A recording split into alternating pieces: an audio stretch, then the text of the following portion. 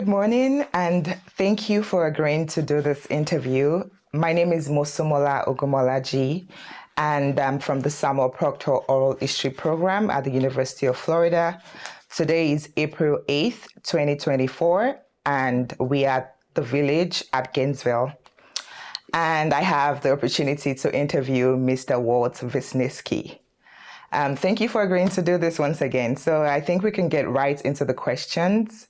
What is your full name, and could you spell it out for us? Okay, it's Walter W. Visniski, V like in victory, I-S-N-I-S-K-I, and sometimes I have a junior after that.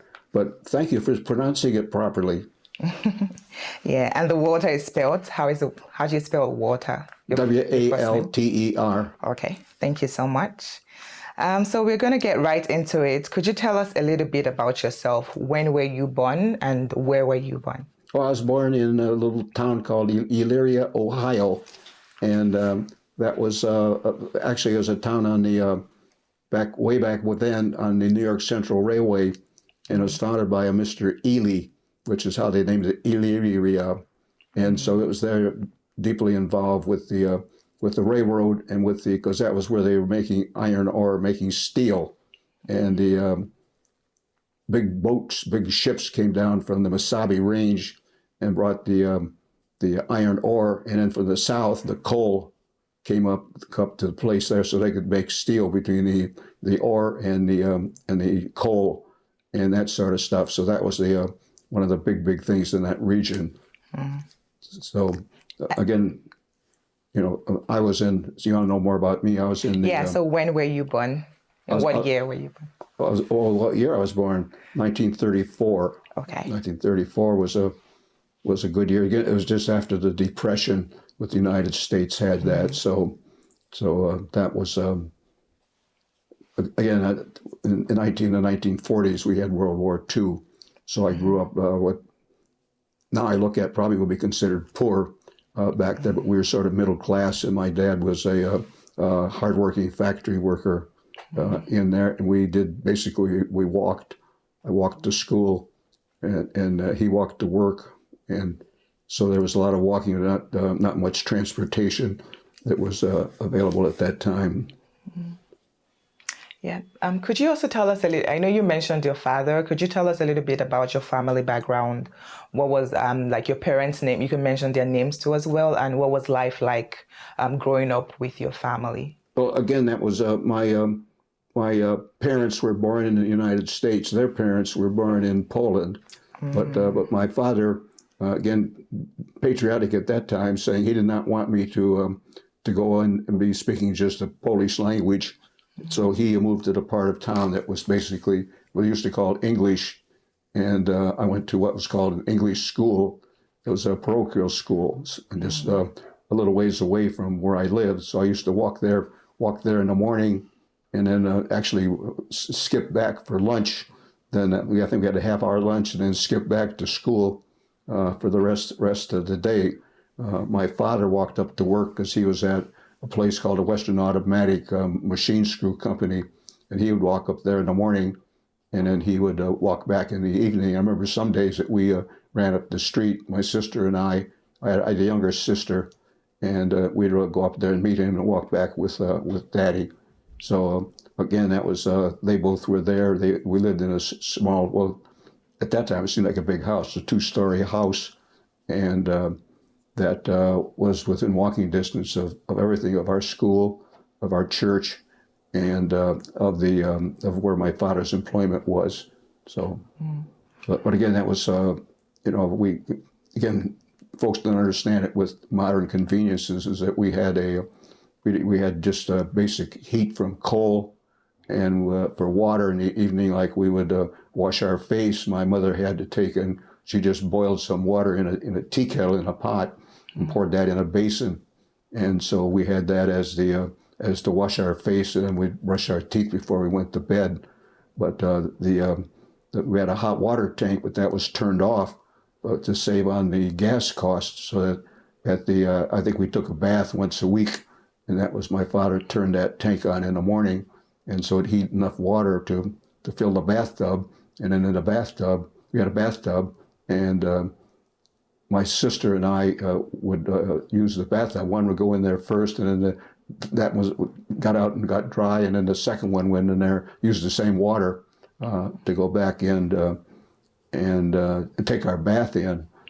And so again, it was. I didn't realize that we were sort of, towards the poor side, just very, economical with all of that, and so that was my growing up during the World War II era, and I didn't know, of course, what was going on. I was a youngster, but we were very, very close and tight, and food was rationed, and so you had to use ration coupons to get your different meat and different products.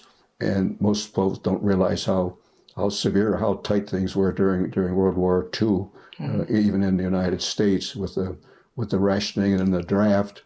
The draft for the young men to go through. My dad had what's called an exemption because he was married and had a couple of children, but it was at the point where he eventually got classified. They had different classifications. He got classified 1A, which means he was eligible to be taken up by the draft. But fortunately, the war ended, and he didn't have to go away because he was considered to be in a vital industry, and also with the family. So that's a quick background of my history. Yeah, absolutely. And we're going to come back to like your experience, and what life was about during World War II. But then before then, I wanted to ask if you have any recollection or perhaps like family recollection about what inspired your family to move from Poland to America. Like Well, my family was born in America. Like, my mother and father were born in America. Yeah, I mean your grandparents. My grandparents came over in 1890, Wow. and my grandfather came over again to find a better life. He was a skilled machinist, and so he immediately had a job available for him with his trade, and so he made what was called a pretty good income. He and my grandmother also came from Poland about the same time, so they came actually before people talk about Ellis Island. They came before Ellis Island was even in existence. And they lived also in the same town that we did. In fact, they were just up within walking distance from where we lived to go to see my grandmother, which in Polish we called Busia. So we went to see Busia occasionally, but those days it wasn't like kids are today. You just saw and you paid your respects to your grandparents, and then the children went off and played. Actually, the children went off and played. The ladies went and talked, and the men went and played poker and smoked cigarettes. And I remember a nice thing about going over to see Busia was that she always had a big bin. Sugar was very popular at that time, even though it was rationed. And she had a good slice of pumpernickel bread that she would spread with butter, and then just sprinkle it with sugar. And we thought that was just so good to have that bread with a little bit of butter and a little bit of sugar on top of it. So that was always a nice thing about going over to see my grandmother. Then my other grandmother lived on the other side of town, and my father, even though he had 3 older brothers, he was the fourth in his family.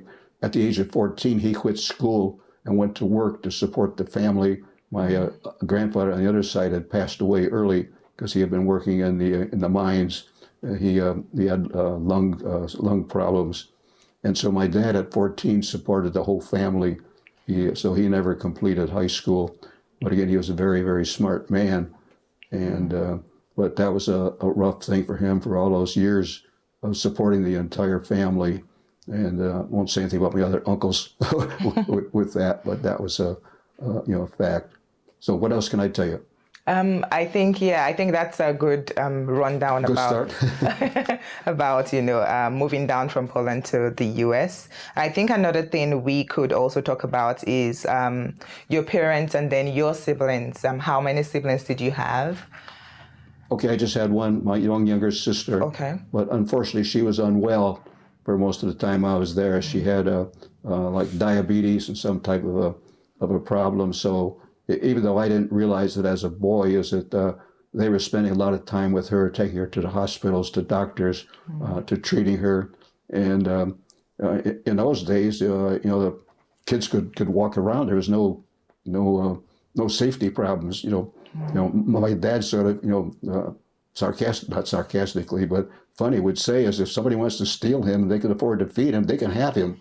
So I used to go out early in the morning, walk up the street, go down all over the place, just walk, and did that, and I didn't realize what all they were doing from to take care of my younger sister, and so she again, as I say, suffered, and again they literally I'd leave the house in the morning, go outside, play in the front yard, play down the street, go a little farther down to we had a beautiful nature park, go down there and walk through there. They had a swimming pool, and my basic guidance from my parents was to be home for dinner, which was usually about 5-6 o'clock.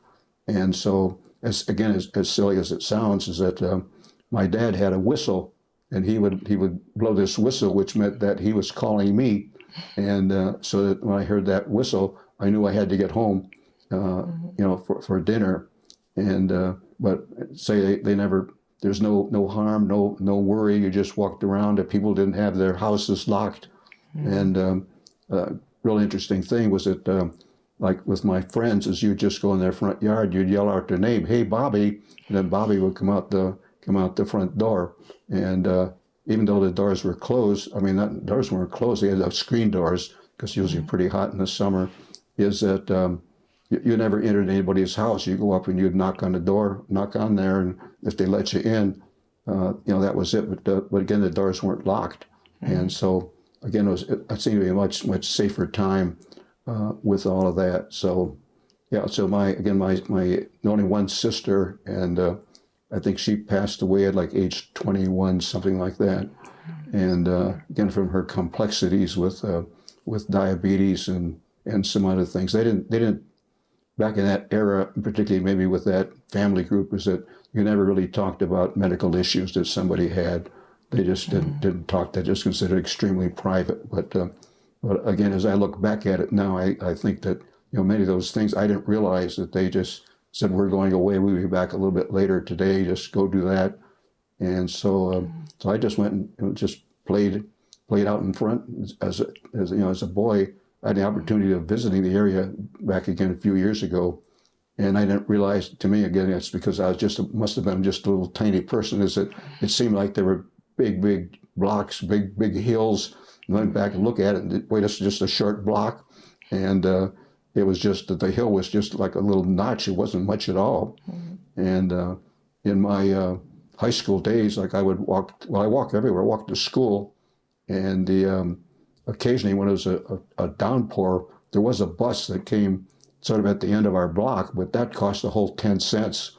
And I didn't want to take that bus. The bus would take me into the town square, going to the high school, and then I could walk from town square to where my high school was.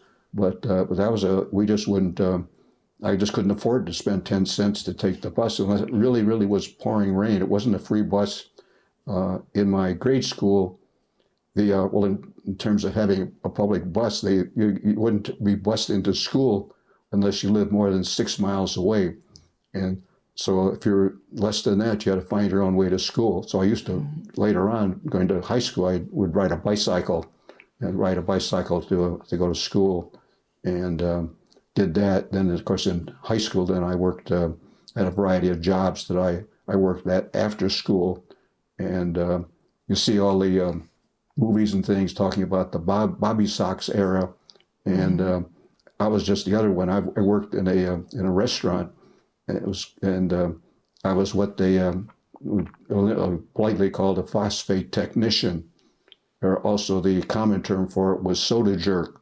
So I would set stuff up, and the rich kids coming from high school then would come over and have their Coca-Colas and their drinks, and I was the guy that was serving it out to them from the counter.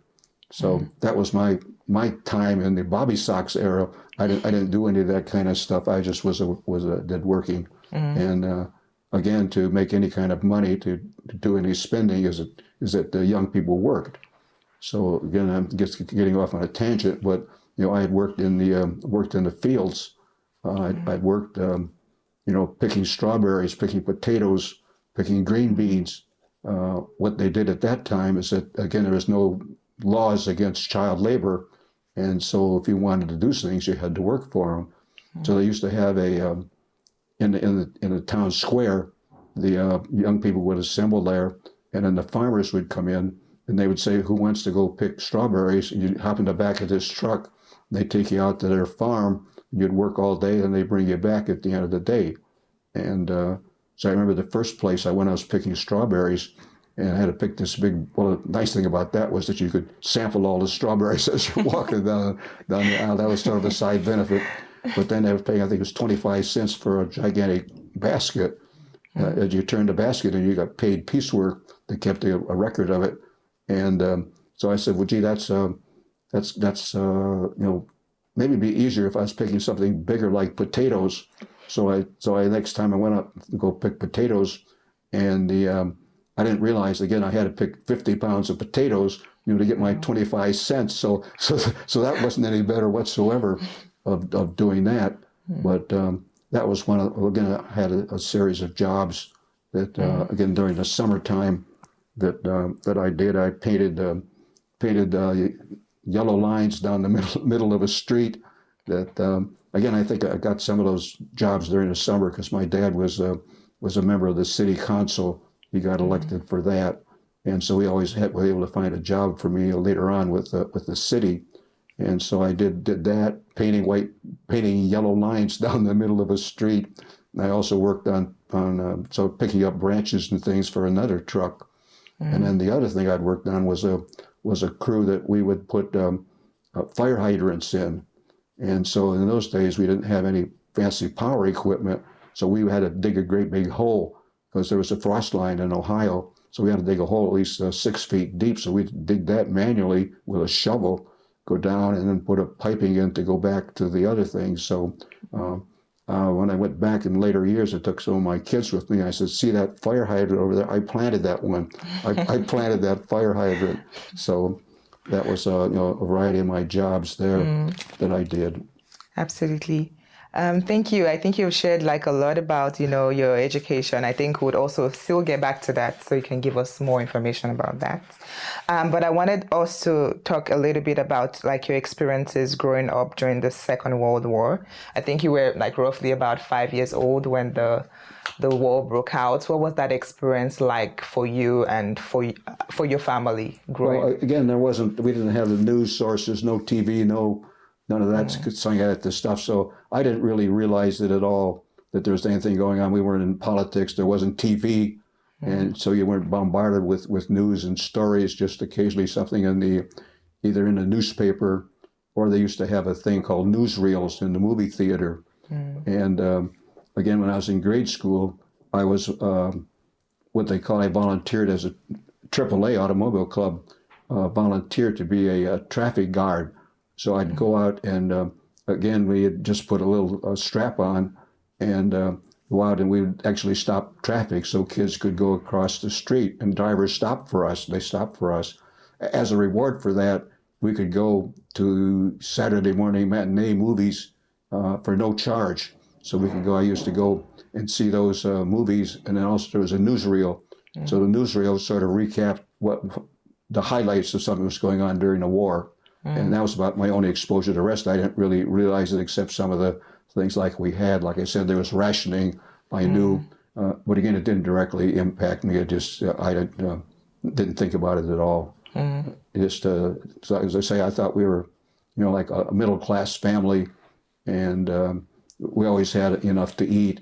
There wasn't, but again, it wasn't like the ostentatious stuff that people had now. We'd have, they'll say a very popular thing was left over was bologna and bologna. Some people pronounce it because it's spelled that way. But with that, we'd have just 2 slices of bread and a little thin slice of meat, and that was a sandwich. Our neighbors next door, the Winstons, they were basically British stock, and they would take and just take 2 slices of bread and put a little bit of baked beans on it, and they had it. They used to be called beaners, so they would have that for their lunch. And so again, as I say, I never realized that we had, some deprivation. But again, even in the kitchen, we had 1 drinking glass, and that was for water that came from the faucet. And we weren't drinking water all day. We just had a little sip of it, and not that it was rationed or anything. That's just sort of the way that people acted at that time. So the rest of the war, I never realized anything was going on there. Except I just heard later on that, like I said, my father was deferred, and it just literally had no impact on me as a in the grade school during that period of time. And when did you, talking about education, your educational background, when did you start school? When did you start your elementary school? Do you remember? At what age? Well, I started elementary school at age 7. Okay. Yeah, and that was St. Agnes parochial school. Yeah, that was just up the street. I could walk to it. And that was the little school. We had 2 grades per classroom, first and second, third, fourth, fifth, sixth, seventh, eighth. So I did all eight years in that school.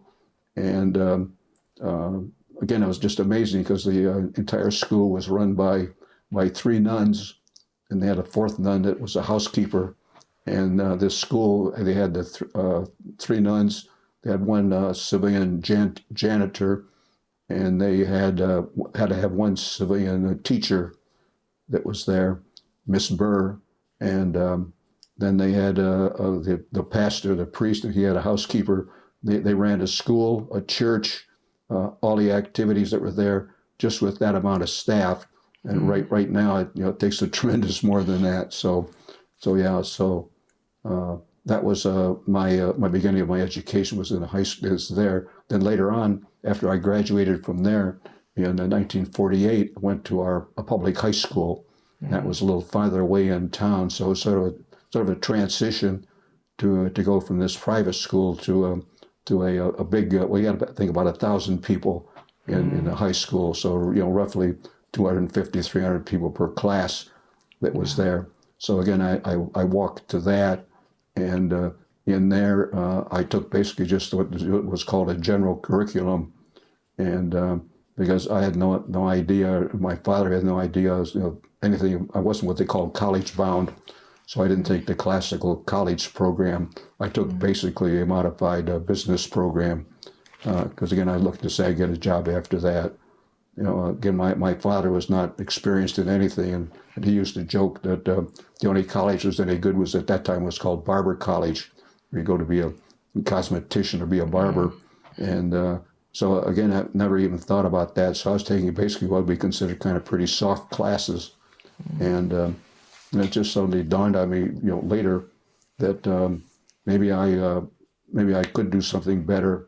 And again, I wasn't in on any meetings or conferences. They didn't have any class, discussion of what college was or to be college bound. I just wasn't with that crowd. And then after my 2nd or 3rd year, I decided that, hey, maybe I should do something. So I looked to try to catch up on a few of the classes.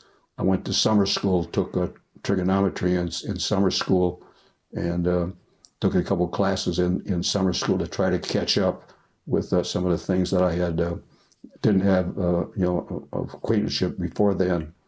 And so then what do I do after that? I didn't have no idea. There's no programs like there are now to look to help you get into college. And I just recall that we used to have a thing called radio that we'd listen to in the evening. And I remember I would be laying on a floor in the living room reading the newspaper, looking at the comics and that sort of stuff. And I saw a little comment in the back about the U.S. Merchant Marine Academy, and that they were open for things. And at that time, you could send in a request, and then you had to take an exam. And it didn't require a congressional appointment. It just required that you pass this civil service exam and pass the physical and be able to go into it. So I applied for that. And again, I was accepted into there in that program. So I went to the U.S. Merchant Marine Academy in Kings Point, New York, to do my studies there. And what was, do you have any stories or recollections about, your education? Was there anything, one story that stands out about, your education? Okay, maybe again, about your friends? Yeah. Again, the unique thing about that school is the United States is a federal institution similar to Annapolis and West Point. except the exception was that during your second year, you spent a whole year away from the school on what was called a sea project. So you were assigned to different ships going all around the world. You had to have at least 300 days at sea to qualify for your certification by the U.S. Coast Guard. So I was on several different ships. So again, at age 19, I was on a ship that crossed the Atlantic, going from New York to Lisbon, Portugal, and the ships at that time on the ship we had no GPS, no satellite navigation. We didn't even have radar on the ship. The ship had no radar, so we just blindly went across the ocean to Lisbon, Portugal, and so that was the first foreign country I'd been to, other than I think I visited Canada one time with my dad, but that was my first trip. And again, on that ship is called the SS Exporter. SS stood for steamship, SS Exporter of American Present Lines. And so we went to the Mediterranean, and so that was going in. And one day just one trip, we were looking to go to Venice, Italy. Well, Venice has a very narrow opening into their channel, into their harbor there. And so our ship, we were able to find our way over to just outside of it, but it was terribly foggy and we couldn't see the entrance. So there's no way that we could try to go in there. So we sat outside for, I don't know, it was at least 2 days before it was clear enough to go in there. So I wrote a paper back to the company management saying that just that delay of the ship's cost per day would pay for a radar system to put on the ships to make them more knowledgeable.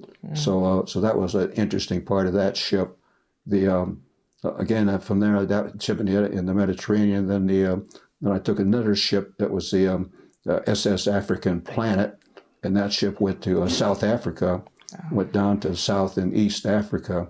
So that was kind of interesting to go back and see that, to go into the different latitudes. One of the things for recreation on the ships at that time, they had no radio communication, except once a day they had a trained radio operator that actually did it in Morse code, did dot that sort of stuff. And so in my spare time after the end of the day, amazingly, the radio operator, his name was Bill Holland.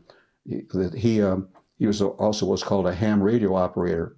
So he had a ham radio, and so I would go after hours, go up with him to his place where he had this radio, and I remember he used to call out the international sign was CQ, CQ, and he'd go CQ, CQ, Maritime over C2 Charlie, Bracco, little Dutchman here, the little Holland, just like Holland, and so he was getting calls from all over the world to go back. So that was an interesting thing on that thing, going down to South Africa, and again, coming from a little place in Ohio, we hadn't had refrigeration, so I'd never eaten anything like shrimp or lobster and that sort of thing. And I recall in Cape Town, the ship's officers took me to it was like a little nightclub, and they had hors d'oeuvres, and they put out this as just free as part of the hors d'oeuvres, Cape Rock lobster tails, and you could get that just free. And I wouldn't eat any of it because I didn't know what that was. I wouldn't even try it. Again, this gets back into my sort of a gourmet background. Is a little later, the ship went up the coast, went to a place that used to be called Mozambique. It was Portuguese East Africa.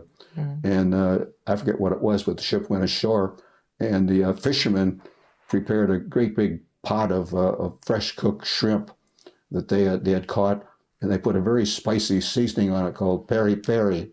And so again, I'm sitting there watching because I couldn't eat these things. I couldn't see how they could be eating these bugs, that came from the ocean. Later on I regret that. I wish I would have it again. I think those recipes are still around for shrimp peri peri. Use a special seasoning on them, and so that was that point. Again, on that trip, we went as far north as a place called Mombasa, and I remember that we had it was myself and one other cadet aboard ship. And we decided that we're just going to, for something to do, is we rented a sailboat, and we're going to take the sailboat and go across the water to the other side. And so the wind was blowing very nicely, and so we're going over towards the other side. What we hadn't realized was that the wind shifted, And when we looked to come back home later in the day, it was just in the wrong position. We were heading into the wind instead of having the wind push us. And so we finally were able to make it back to the ship and got to the ship. And I remember that the sailboat pulled alongside the ship, and the sailboat was sinking. It was sinking deep into the water. And so the ship's crew was able to get a little winch on it and pulled it to keep it from sinking. But that was one of our experiences there. And again, one of the things I learned about being on the ships is that you had to go down into these deep holds that were basically 6 stories deep. And so sometimes it was kind of dark. You have to climb down the ladders. And what I would do is I had my hat. I'd always wear my hat so that if I was coming up and there was a beam, I would hit the hat before it hit my head. So that was why I started wearing a hat very early from that particular training. The hat is Greek hat. And I got that a little bit. Well, during that, the same thing is that they had to. It used to be the mail, U.S. mail, would either go by ship or occasionally you could send something by what was called airmail, but it was like 10 times more expensive. So most of the mail went by ship, and the requirements at that time was that to be on board a U.S. ship. And so the mail was in big bags, and the big bags were loaded on a ship. And so the had to count the number of bags in, number of bags out.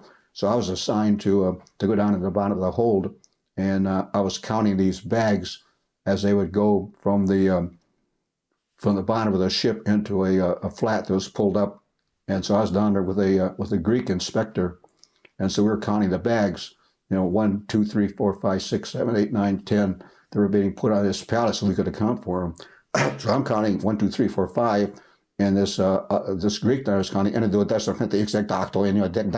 and so after a while, I'm starting to count in Greek. And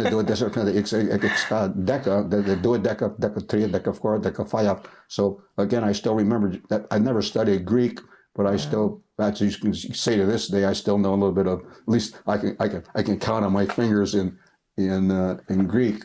So I picked that up as a side point of that ship. So again, I learned a lot as my time aboard ship. So I completed my 300 and some. Well, actually, that went from my African ship and went onto an oil tanker. It was called the SS Chabanais, and there used to be a company called Sicconi Vacuum, and they went from Beaumont, Texas, up into New York, up the coast. So I sailed it down.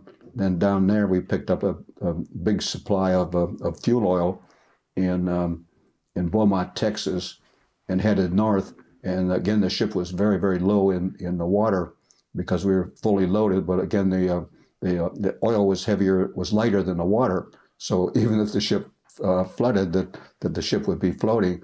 So what way a tanker was, at least in those days, is that the control part was what they called a house was in the forward part, and the propulsion was in the back part, and there was just a long walkway that went back. It was called a catwalk, and so the food was served in the back, and in our place in the front where the deck officers were in the control of the ship is that you had to go from the front to the back. So I had to walk down this catwalk. We had waves breaking over the catwalk, and so I'd have to try to time it. Hopefully, what are the waves, and can I run without slipping on these steel plates to go from here to the back to go to dinner? And so I spent some hairy times trying to time the waves and to run back to get some dinner. So we sailed up north, and the interesting thing is we came into Staten Island, and so we offloaded some of the product in Staten Island at the terminal there. And then we went with this. The ship was about, at least at that time, it was close to 400 feet long. We went into the Hudson River, and so we went up the river with this gigantic tanker. And again, because of all these boats and things along the shoreline, is we couldn't go very fast. We couldn't go more than 5 miles an hour. So we were going up the river, and the only place we had to stop was off of West Point because the river is tidal. Well, we went up to the capital of New York, and those said that we had enough fuel oil that we offloaded for that city for the entire year in there on this tanker.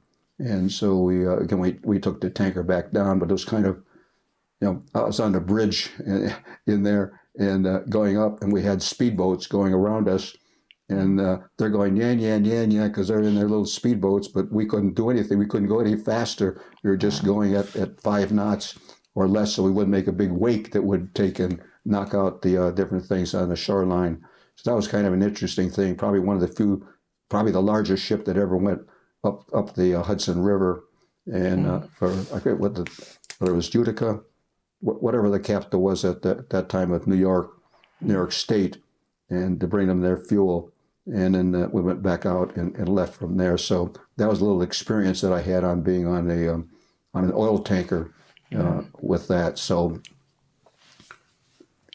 again, I went back to school and completed my course there. I got my Coast Guard license, took a 40-hour examination to do that, and get a bunch of certifications along the way that you had to have at the time, and completed all of that. Then I graduated, and I went to work for a company that was called American President Lines, and so they were in New Jersey, was their headquarters, and so I initially went over there and worked for a few days as worked as what they call a cargo supernumerary, and with loading the ships out in New Jersey, and then at that time the waterfront was controlled by the mafia, and they had they called a closed shop with the union. It was one of these things where you couldn't work, you couldn't have a job unless you belonged to the union, and you couldn't belong to the union unless you had a job. So the company paid some bribes, and because they wanted me to work on the ship. So I got to go on the ship, the SS President Madison. So I want to skip something. When I going to Africa, is I got my first certificate for crossing the equator. This one over here. That was my thing that I had. It's kind of faded out now because that was back in 1953.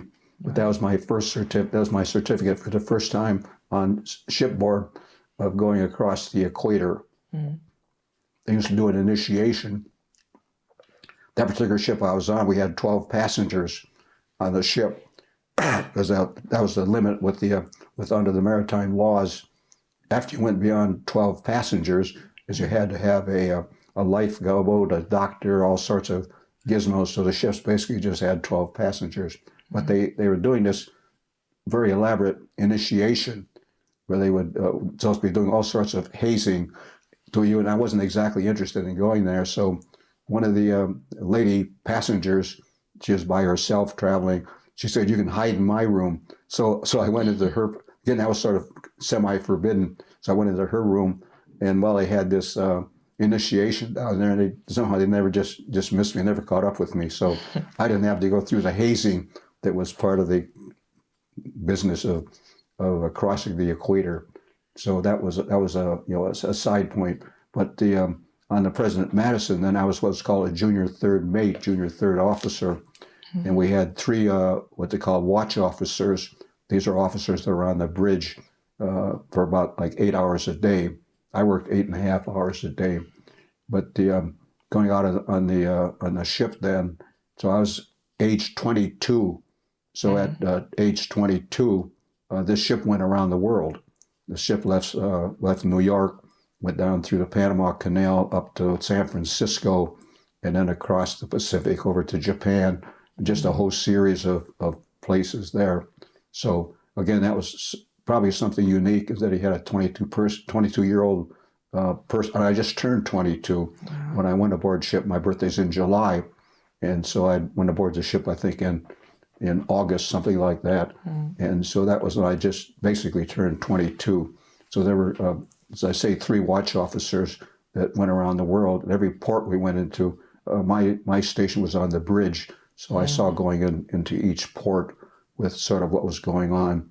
So that was a sort of a unique kind of experience. And again, I had sorts of tales on that particular ship that we did into, but I had to go into long tail. Something that was probably close to home these days is that we went up into we're going into the Red Sea, and having left Bombay at that time, it's called, well, it has a different name now, but it's Bombay back in those days. And a war started out in Suez, There was Abdul Gamal Nasser was the prime minister of Egypt, and they closed the Suez Canal. And we were heading up to the Suez Canal. We were like one day away from going into the canal, and so we suddenly stopped, and we were waiting for. And communication was not that good. We were waiting for communications from the State Department, from our home office to the State Department. Is what should we do? So we sailed right down the middle of the Red Sea.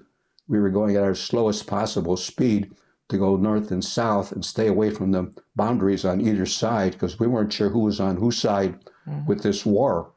And so we finally got the word that said that we'd have to go back totally around Africa to get to our destination in the Mediterranean. So we sailed a little bit, but everybody got sick on the ship. We had the first cases of what they called at that time Asian flu, and so everybody was really, really, really sick. So as we left the Red Sea, we stopped in Yemen, and Yemen at that time was still British controlled, and so we went in and they wanted to test our water and see if there's any kind of an infection or something in there, and there wasn't. So we just started our trip back down the coast of Africa. And again, everyone was sick. I had it not as severe as some people did, but basically I just went and I had a 8.5 hour duty, 2 4-hour shifts, and one like about a half-hour shift to relieve an officer at 5 o'clock. So what I would do is my shift was 8 to 12, 8 to 12 in the morning, 8 to 12 in the evening. And after my shift, I would just basically go and lay down. I just go down and sleep. I didn't eat any. I couldn't hold down any meals. I was just eating basically. I made a tea concoction, tea and citrus, and I think I slipped a little bit of rum into it, and would sip that and go to sleep, and then go back and just do nothing else. I couldn't eat anything else. Just that and crackers. Ate that and crackers for a few days. And again, just say eating, sleeping, and then going up on watch, and because again we had no bathroom or anything on the watch, and I know my the officer that relieved me would come up. I'd hear him because he had a bucket that he brought with him, and so he would clank on the bucket, and I know that I'd go up there. So that was kind of an interesting thing, and of course the trip all the way around South Africa. And the original plan was that our ship had cargo that was destined for the Europe and actually back for New York for the Christmas holiday. And so the plan was that our ship was to head south and pull into Cape Town. Then in Cape Town, there was another faster freighter from our same company that was going to go in and offload this Christmas cargo and go right straight back to the United States while we went to the Mediterranean. But it turned out that ship couldn't make it, so we kept the same cargo. We had one crewman that was really, really sick, and so we offloaded him. He was an older gentleman at that time, and we don't know what happened to him. They just took him ashore. He was very in critical shape, and went up the coast all the way over into the Mediterranean. Again, every one of these has a bunch of sea stories with what we did. The interesting thing there is when they got to Marseille, is that the postal mail came through, and I got a letter from my draft board in Ohio saying you're supposed to report for induction tomorrow. And that was the next day in Cleveland, Ohio, for induction into the U.S. Army. And so I said, that sounds strange. So I immediately fired a letter off to my mother back in Ohio. And so as soon as the ship went back across the Atlantic to New York, and I called up my mother, and she says, you better check immediately with Miss McKee, who was the head of the draft board. And she says, they want you in the Army. She says, the FBI has been calling me. They're having you a draft dodger. And I said, well, I'm not a draft dodger, which is, well, that they don't know that. So you better call all these people and do that. So the bottom line was, again, it wouldn't happen today, but it did at that time. Even though I had a commission in the Navy, I had to make a choice between going into the Army as a private or going into the Navy as an officer. So the difference was, if I went into the Army, I'd only have to serve 2 years. If I went into the Navy, I'd have to serve 3 years. So so again, I just thought about it. I just because my own comfort is I figured it'd be better to be an officer on a ship in the Navy than what it would be to be a GI. So I opted, and I got that was in February, and I got my activation of my commission on a Monday of a week, and I had notice to report to the Army on Wednesday of the same week. So I reported into the Navy on Monday, and I sent a telegram to the Army saying, "Sorry, I'm on active duty now." So again, that started my active duty career in the U.S. Navy. Wow. What a bunch. What more would you like to know, sweetie? Yeah, you've given us a very beautiful, rundown of your experience from a very earliest stage and, experience of sailing around the world. That is so fascinating.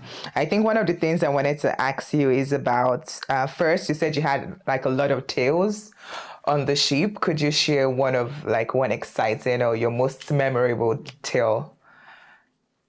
Well, probably one of the ones is that again, I was ended up actually being tragic. But we on that ship we picked up went around to San Francisco. We picked up this comparatively young man, 30-some years old. His name was Bill Mitchell, and so he was one of the passengers, and I was on the ship. We had what's called a salon, or the wardroom. And with being just a small ship like the 12 passengers, is that the passengers and ship's officers used the same dining facility. So I saw Bill, and he was, compared to other people, he was closer to my age.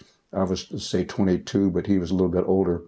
And so I got to be kind of friends with him for the first couple of days. And then after about the third day, he didn't show up. And so they checked his stateroom, and he was just totally drunk. You could have alcohol aboard ship. He was just totally inebriated. He had something like 3 or 4 Scotch bottles that he had consumed. And so they said, "Gee, you shouldn't do that. You could keep that in your room. That the ship couldn't take that away from you." So that was one part. And the little later we went into.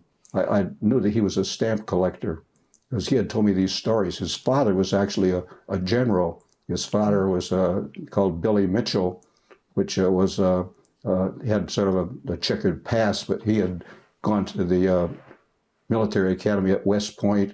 In fact, he ended up being superintendent of West Point. So anyway, so this young Billy Mitchell, then I figured, well, maybe I could try to help him get out of this. So I said, because again, we got to Japan, he never left the ship. Everybody else usually got off the ship and didn't do anything there. So we got to Singapore, and I talked to him. I said, "Well, gee, why don't you come with me, and we'll go ashore, and we'll go to the post office," because Singapore at that time had beautiful, gorgeous stamps, postal stamps. And I said, "We can get you a collection of stamps. We can have some lemonade at the Raffles Hotel, and just have a nice afternoon." So again, that seemed like pretty nice. He seemed to be pretty happy to do that. We walked all around Singapore, and got the boat came back to the ship. The ship got underway, and again the next day he was inebriated in his room, and he came into the salon or the wardroom for dinner one time, and he had a big thick book that he was carrying with him, and he put the book down, and so passed it around. People looked at it. It was like something like the history of the Civil War or something like that. And so we said, what about it? And he said, well, he says, "I wrote it," and he slammed it on the table. He went out and locked himself in his room, just totally just barricaded the door so that nobody could get into his room. I thought that I had maybe rescued him, but again, I'm no psychologist, but he was living in this shadow of his father, where his father was a general, was all of that, and he couldn't make the grade, even though he had his name. People kept saying, "Well, no, your father did this. Your father did this good at West Point. Your father was superintendent of West Point." So I think that kind of entered into the equation.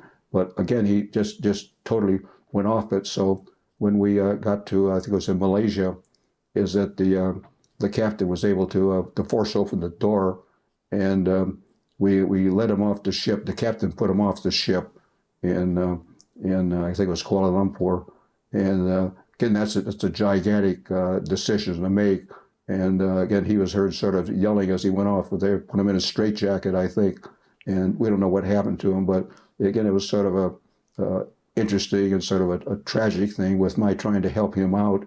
And again, he just was so badly addicted to alcohol at that time. I don't know whether psychological problems he had from being in the shadow of his father.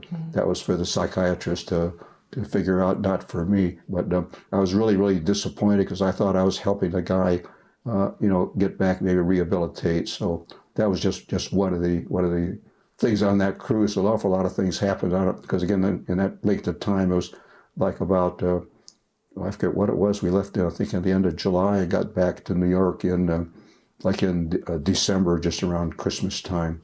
So. In what year? Yeah. In what year? What year was that? That would have been the year of 1956. Okay. And based on your experiences, you talked about, sailing off and going to Portugal and to Italy and, parts of Africa and all of that. What were some of the lessons you learned from this, experiences of meeting new people and just sailing to different parts of the world? Well, again, my thing was, again, it's contrary to what some Americans think, is that when I went to any kind of a country, I considered I was the guest of that country, and I wouldn't try to change it. I didn't want to make them, democratic or U.S. or whatever it was. If I went to the place, they said, you have to take off your shoes. I took off my shoes. Again, I respected all of that, and I think they respected me. So one of the things I think I tried to learn was I tried to learn just a couple words in whatever language it was. Basically, hello, good day, thank you, and that sort of thing. So it was just amazing how well that those little things happened, even though they knew that you were a foreigner. If you go back and you said, ni hao, go back in Chinese, or gets just some word like that, even though I don't understand French whatsoever. I found when I was in Canada, I could just say a few words in French, bonjour, and I could switch to English. But at least they seem to like that, saying that. And I guess a real good experience on that was I was in Beijing in 1989, and we went for a trip to tourists up to see the pyramids in Beijing, outside of Beijing. And as we went up and finished our tour of the pyramids, we were about halfway back. They had arranged for us to stop at a restaurant that was there. And again, this was during the Mao, just after the Mao period, so it still was totally communist. We went into this so-called restaurant. There's nobody there, but again, in the Orient, the higher up you go, the better the restaurant is. So they had a party room on the second floor, and so we went up to the party room. This tour was about, I don't know, 20 people, something like that. And so we sat down, and as we sat at this table, they had the Chinese fashion with a turntable that they put the food out, and they were putting some beverages out. And so I said good morning to the waitress in Chinese. And again, she was a typical communist. She just had a stare on her face. She was ugly and she hated everything. And so she didn't say anything. And so we sat down, and she brought out some orange soda, a bottle of orange soda, a bottle of water, and I think a bottle of beer. Then she went and she took the beer and poured a glass for me. Then she put the bottle back, didn't do anything with anybody else. And the only thing I could figure out is because I said hello to her in my little limited Chinese, my Chinese Mandarin, is that she was a little bit favorite. After that, she still was, just very sour, very dour, and just threw the food on the table, did that sort of stuff. But I was the only one that she poured a little bit of beer for. I wanted to be sure that I got a glass of beer with that trip. So that showed me one thing, that it kind of paid off a little bit of knowing just a few words in different foreign languages. So I prided myself in picking up quite a few words, and I think my accent was pretty close. I had, back in my high school days, I played the clarinet, and so I had sort of what they call a musical ear, and so I could sort of imitate and pronounce things, fairly closely with what it was. So that was an experience that said it kind of paid off. And I truly think it's the fact that I just said hello to her in Chinese, that that I wasn't quite so evil, the capitalists coming over to exploit China. So again, that was one of my experiences, and as I said, I always try to respect the customs of the country I was in, and just be able to say a few words. Same trip in Beijing. I was in Beijing in 1989, and that's when they had the so-called Tiananmen Square and the riots and things there. And I stayed at a hotel called the Lai Lai Sheraton, and walked in the lobby, and as I was going in, there was students there, and some of the students would come by and say, "Hello, how are you?" And again, they'd just sort of smile and walk away. And I was trying to figure it out. Well, here they had been studying English, and they knew just a couple words, and they wanted to say hello or use their couple words. You try saying something else, they didn't know what you were talking about. And I didn't realize that till later, is that that's what it was, that these students were taking a foreign language, just almost the same as what I was doing. Because again, I could say something, and after that I'd say, stop, because that's as far as I know. I can say hello, how are you, thank you, with that sort of stuff, but not very much beyond that. So there's quite a few times where I started talking and people thought that, I had the right accent, everything was good, and they wanted to keep talking to me.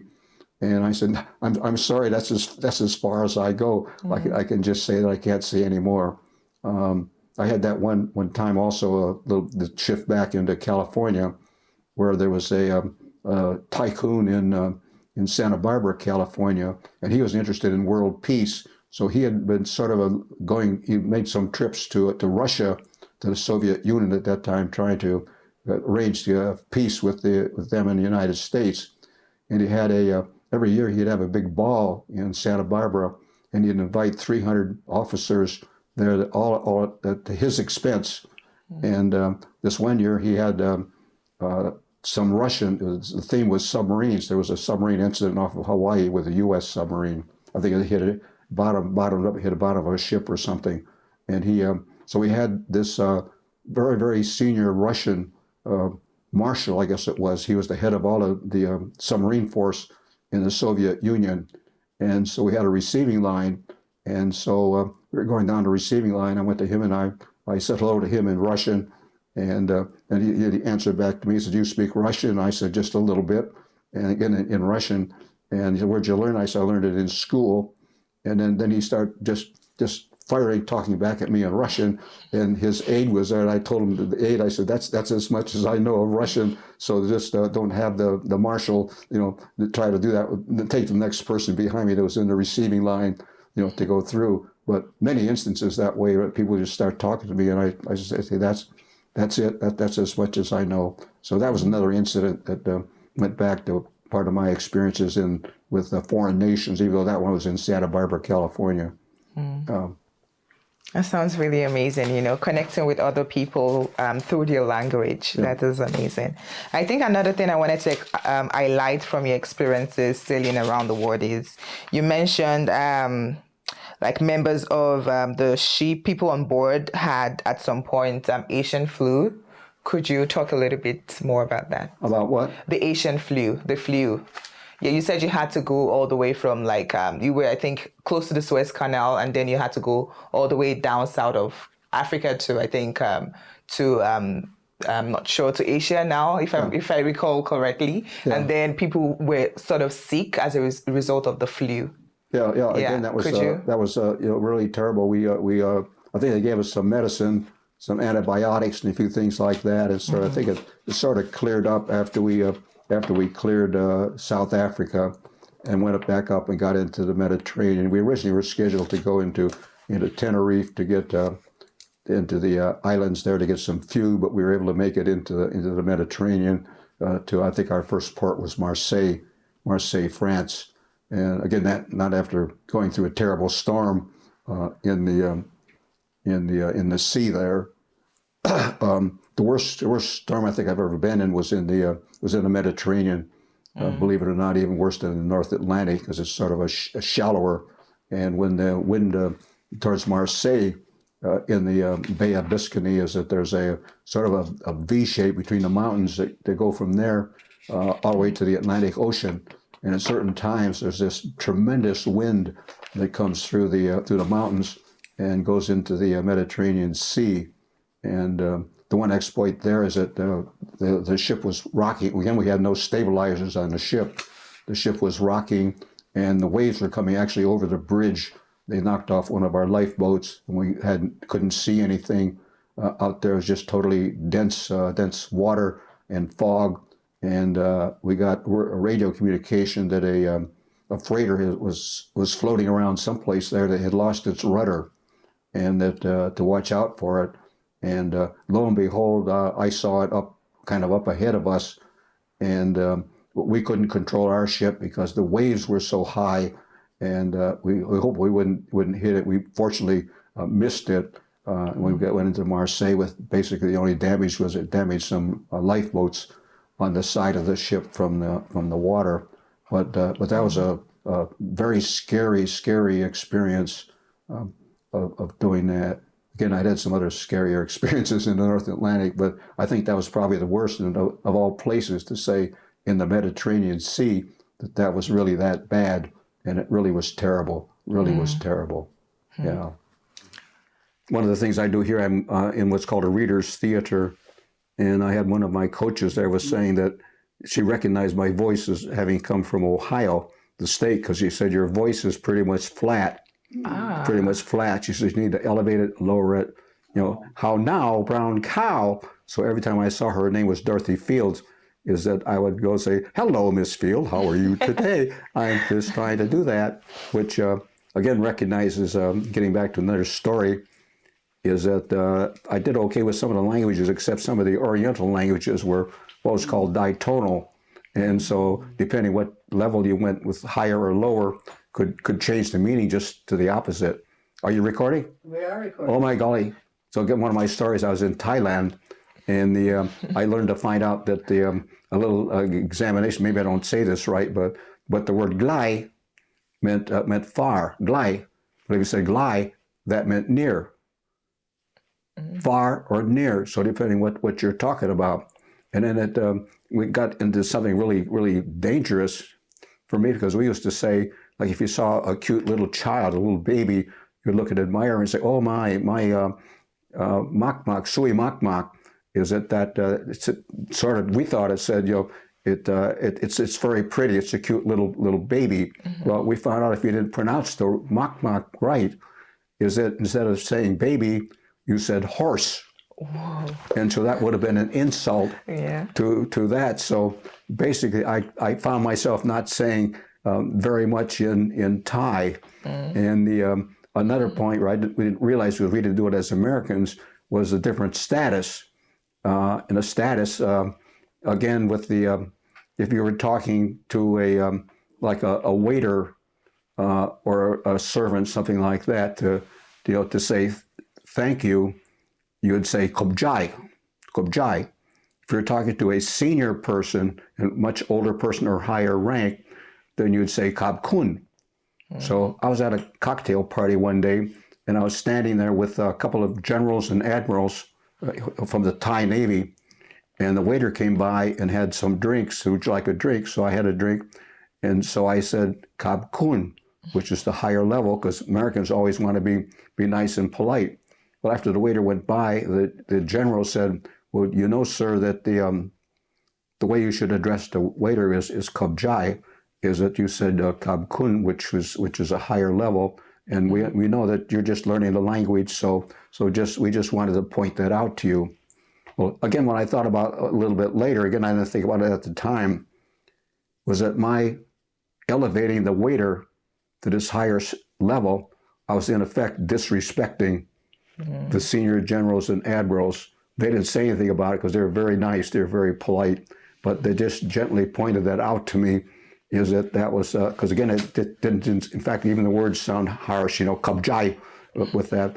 So again, I learned to, well, I guess over here in America, if I go to a Thai restaurant up the street, is that, well, you can go back and it's "Kab Kun," cop or crop, depending whether it's ka, depending whether it's feminine or not.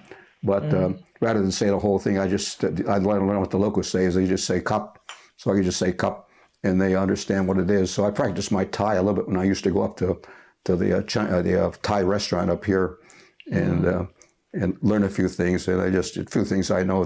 One of the other ones that I'd say it properly is Mai Pen Lai, which doesn't have an exact translation into American, but it means sort of, when I get around to it, there's no big hurry for it. Again, this is many cultures. Don't rush it now like Americans always are. Just let me get around to it. So I use that sometimes. That one, I think I say that okay because they understand me. But okay, that's enough of my shift there for my time in Siam. Yeah, that's quite interesting, trying to understand like the nuances of like languages and all of that. Yeah, again, I got a little certificate out there. Is that one day that I was there, I was stationed there in the Navy, and so I got an invitation from the Prime Minister of the country to attend a Royal Command performance of the Thai classical ballet. Mm-hmm. Well, a Royal Command performance means it was a command by the King Rama number 9 of Siam, and so basically you don't turn down when the king makes an offer to you. Mm-hmm. So he was there. He had the big Thai theater do a performance because Prince Bertel of Sweden was in town, and so this performance was for the Prince Bertel.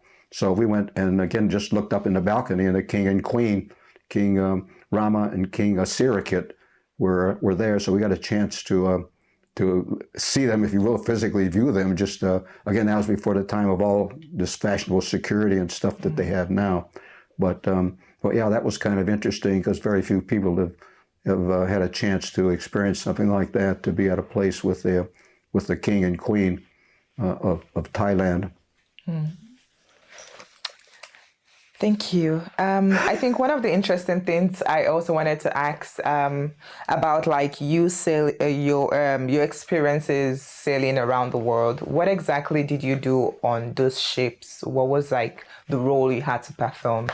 Well, when I was going around the world, that was again as a civilian, and so I just basically drive the ship during that period of time from 8 in the morning till noon. So be on the bridge. And on the bridge there was a ship's officer, and you had just a helmsman, a guy that could steer the ship if it wasn't in automatic. We at least had an automatic, what's called autopilot at the time. And then usually there was another person called a bosun who we had a public address system, and he could talk on that public address system. Then there was one other person that was basically a free seaman that was down drinking coffee, and you could call on him to sort of do stuff. So it was just imagine of driving the ship, keeping it on course, doing the navigation with what was called dead reckoning, and sort of trying to keep track of where the ship was, and then going through all different kinds of weather. So I do that from 8 to 12 in the morning, and then do it in the afternoon around 5 o'clock to relieve one of the other officers who would go to dinner.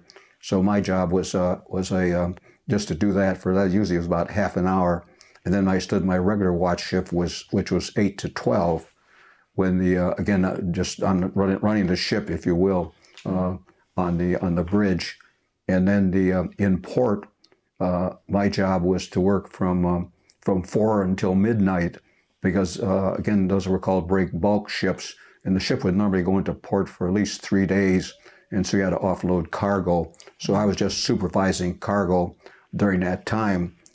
So it was one of these things that if everything worked right, then I got off my ship at midnight and could go into town, and all the folks there all the girls were pretty much liquored up by noon, by 12 o'clock, so that was okay. However, what happened many, many times was that the person who was supposed to come to relieve me didn't come to the ship. So I would then work another shift until 8 o'clock the next morning. So I'd work 16 hours straight with that. Again, of course, I was getting overtime for that, overtime pay as a civilian crew member. But I spent, again, some time doing that, is that just supervising the unloading of cargo. And again, one of my stories on that is back in the U.S. is that the seaports at that time were controlled by really ethnic groups. And of course, New York was infamous because it was controlled by the mafia.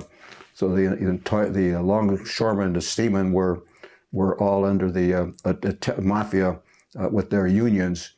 And I recall one time where I was in the hold of the ship, again supervising cargo, and we had Chianti wine that we had picked up in Italy, and so I had to count the cases of and be sure that nothing was broken into to be put on a pallet to go up to the to be unloaded in New York.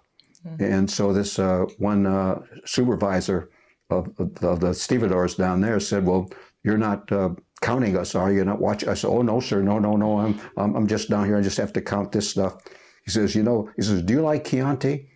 I said, "Well, I drink Chianti sometimes." He said, "Well, if you like," he said, "I'll have a case delivered to your room," and he says, "You'll never know that it's missing from the cargo down here." And so I said, "Well, no, thank you. That was a kind offer to do that." But again, on those cargo ships, is that you had to climb up this vertical ladder. Like I said, it's like about 6 stories deep. And what had happened, I'd read about it, didn't know anybody personally, but they used to have a big cargo, a boom that came over, and there was a line that went down. There's a heavy steel ball on it. Well, if you were climbing up the ladder on the side of the ship, there was an occasional time when that thing would swing, and it hit and it killed a few people that were in opposition to the mafia. So I didn't want to do that. Didn't want to be careful when I kept my life, but doing that. And then another episode there in New York is that as I said, it was controlled by the mafia, and on the ship in the salon, or where we ate, was considered sort of I don't want to say sacred, but it was a place where we could go and sort of unwind. But we had sort of our protocol, even on the rough merchant ships. And I came in one day, and sitting in there was this guy in a fancy pinstripe suit with a hat on. He was smoking a big cigar, which was a no-no. Even at that time, we had no smoking. And so he had this big cigar, and he's got his feet up on the table, which was actually a big insult. And so I'm ready to go in and knock him out of his chair. And somebody says, "Hold on a second," because he's a mafia boss. Ooh. He's a mafia boss. He can do whatever he wants to do. He could shut down the whole ship. He could have you eliminated, whatever it was. So just let him be. And I was sort of simmering, because this was, as I say, sort of a semi-sacred spot, is that we always had a little bit of decorum, in that particular space. And this was just, you would never, ever put your feet up on the table. You would never do that. And so this guy was doing it, and they said, just let him do whatever he wants to, because he's the big boss. So I said, okay. But again, each port was different. That was port down. If you went to the port in Boston at that time, that was controlled by the Irish. That was the group that basically had the longshoremen and all those agreements. You went to Baltimore, it was controlled amazingly by the Polish with that at that particular time. Then as you went farther south, down into Florida, South Carolina, those places, that was sort of independent. They weren't so dependent on the different ethnic groups to work the ships. So again, it's one of the things that I picked up. I learned that again, it's sort of amazing, because the closest thing to New York was, there was a movie that came out. It was called On the Waterfront with Marlon Brando, and it was close to what it was in that movie. That movie was very, very accurate with what was going on in the New York waterfront. Just had to go along with it.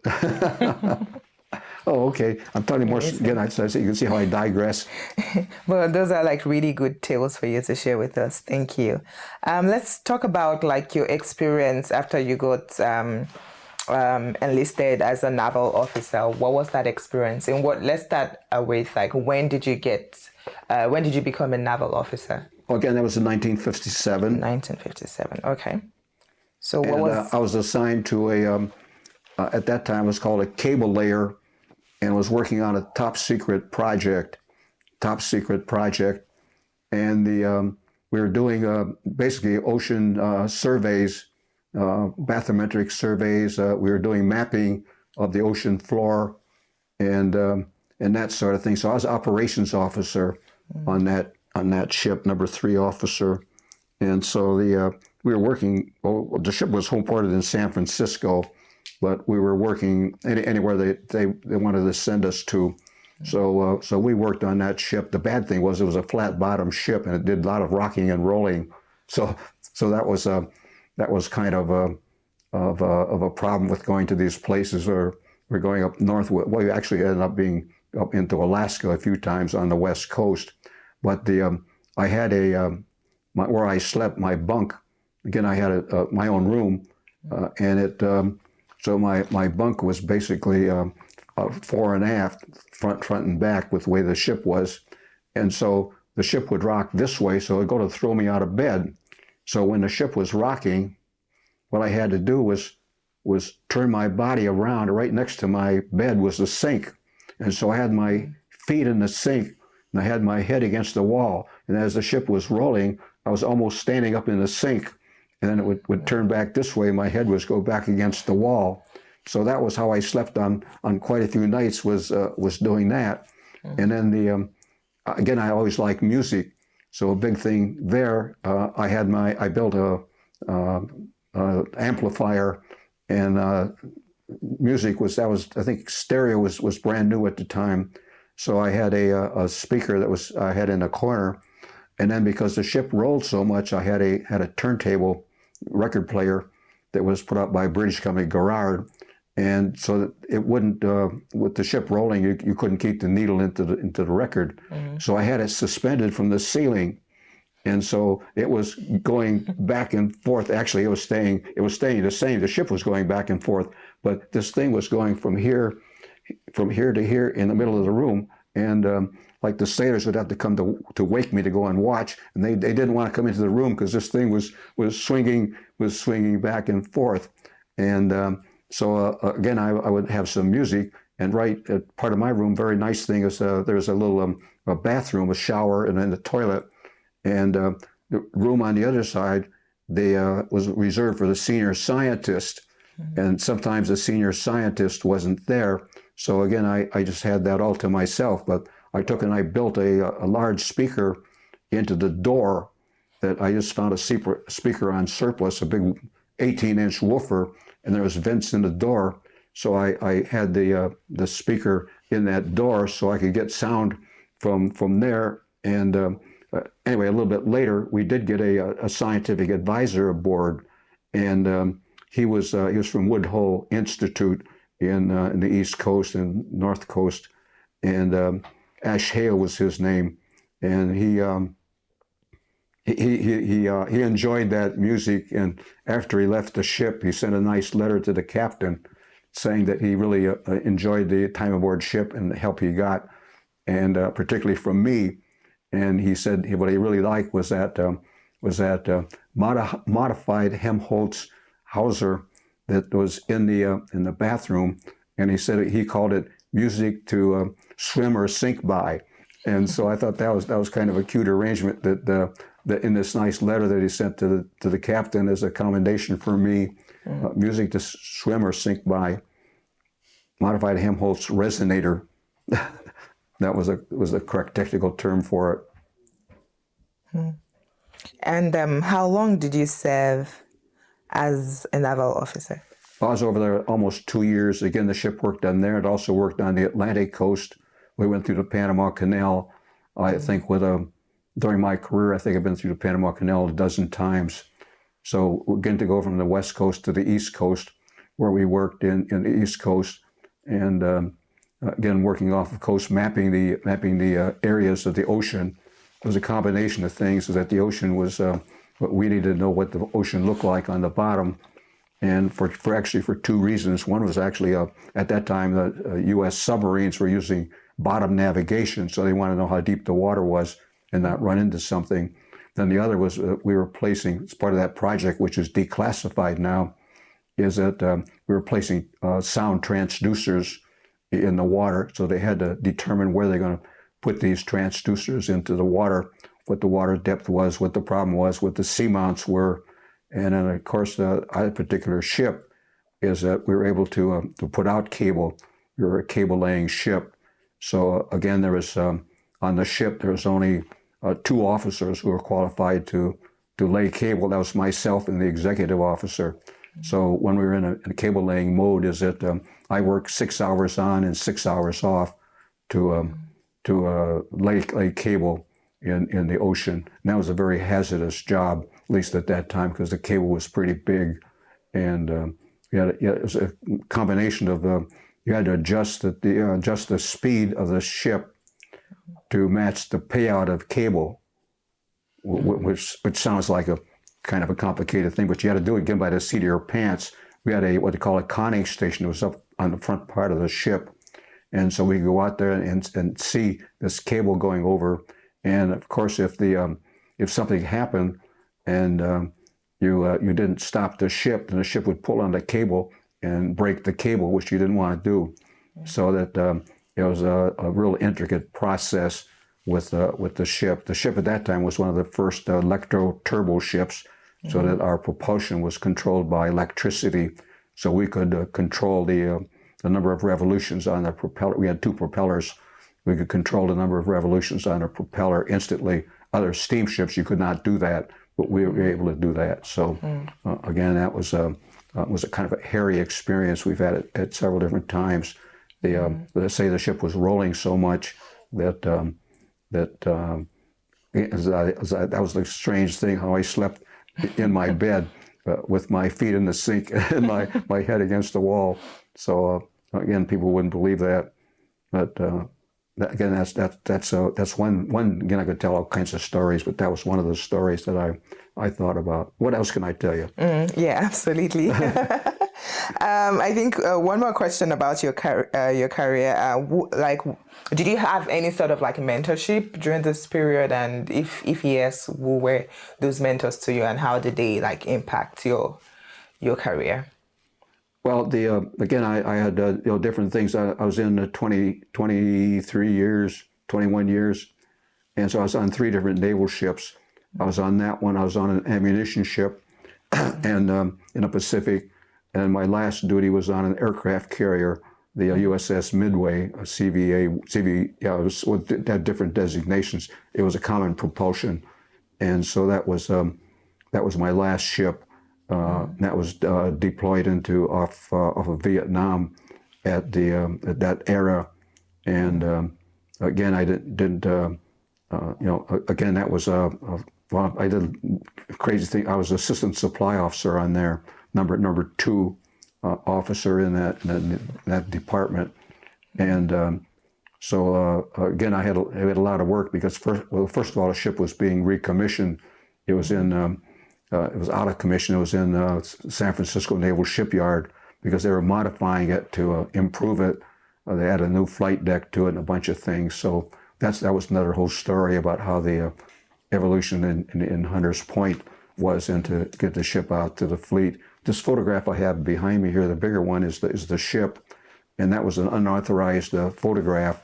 That was what we call the sea trials, because the ship had been sitting for several years in the dock, and they have to see if all the machinery worked at all. So the ship went out, and again the propulsion worked, and that the ship's not complete there. It doesn't have one elevator is missing, and but that was our first what we call sea trials, and everything basically worked. The ship, we didn't know if the engines would even work, would even get us away from the dock, and so we went out.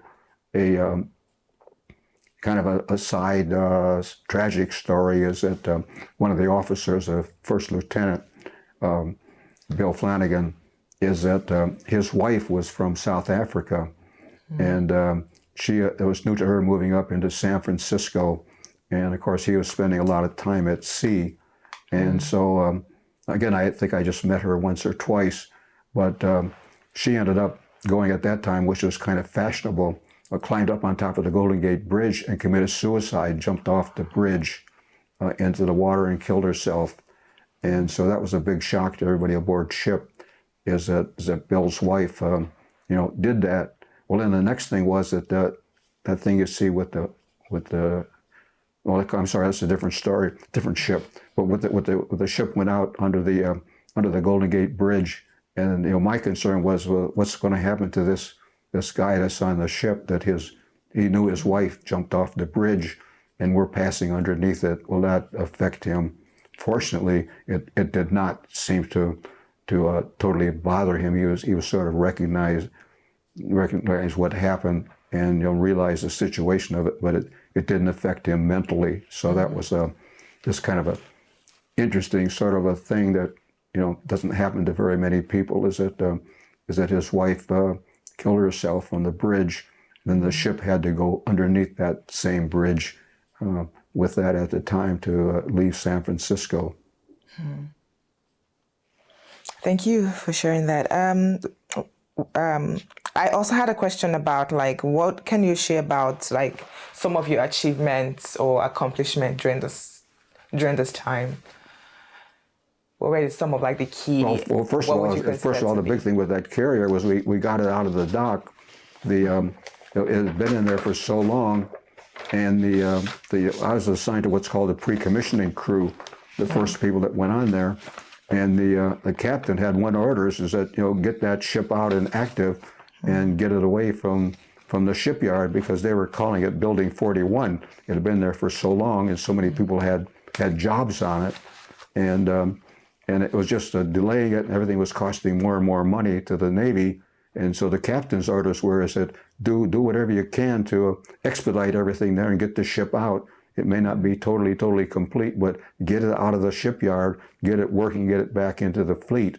And so that was what we were doing. So again, with totally starting from scratch, was organizing everything on the ship, of getting in, setting up the department, setting up in my case, I was assistant supply officer, is that setting up the, everything from, I would say, we didn't have to hire people, but it was in effect, we were hiring people to go and into all these different things, and then doing training for them to get them set to go aboard ship, and do that in all of our departments on the ship, because again, an aircraft carrier is very complex.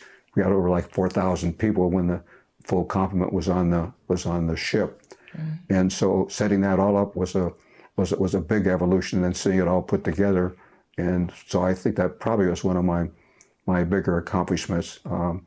Basically just staying alive was one of my prime characteristics, and in these later years, I used to watch some of those I don't know, you call them narratives on the TV, and I never realized how much danger I was in during all these times, with that, because I guess I was just a young man and just kind of naive. I said, holy smokes, I was in there, had all this kind of danger that was there. I didn't realize, any of that.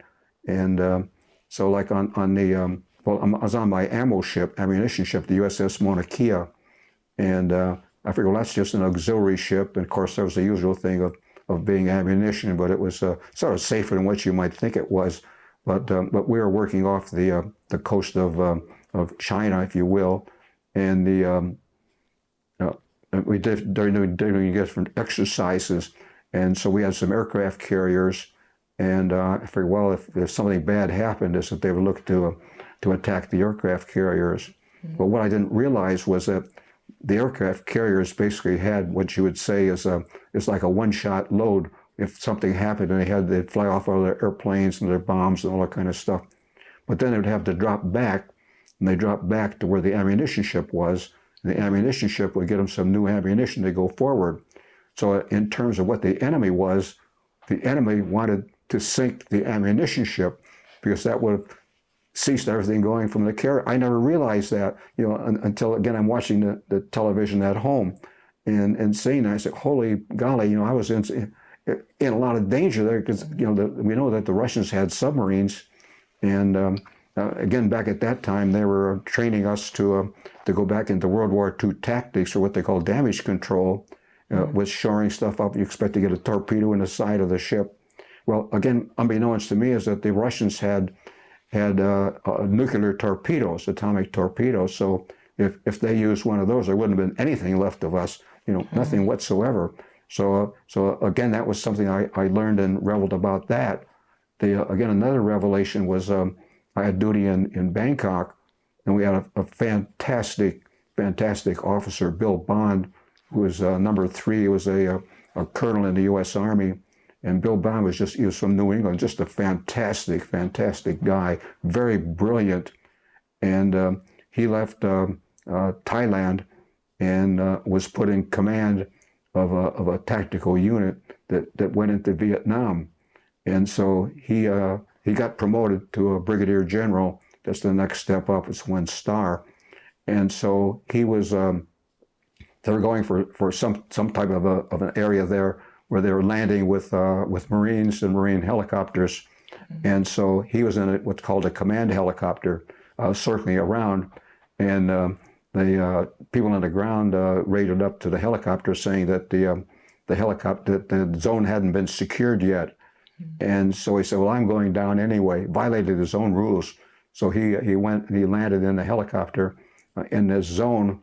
And so he's coming out of the helicopter. And as he stood up at the door, he got shot by a sniper that was there and it killed him.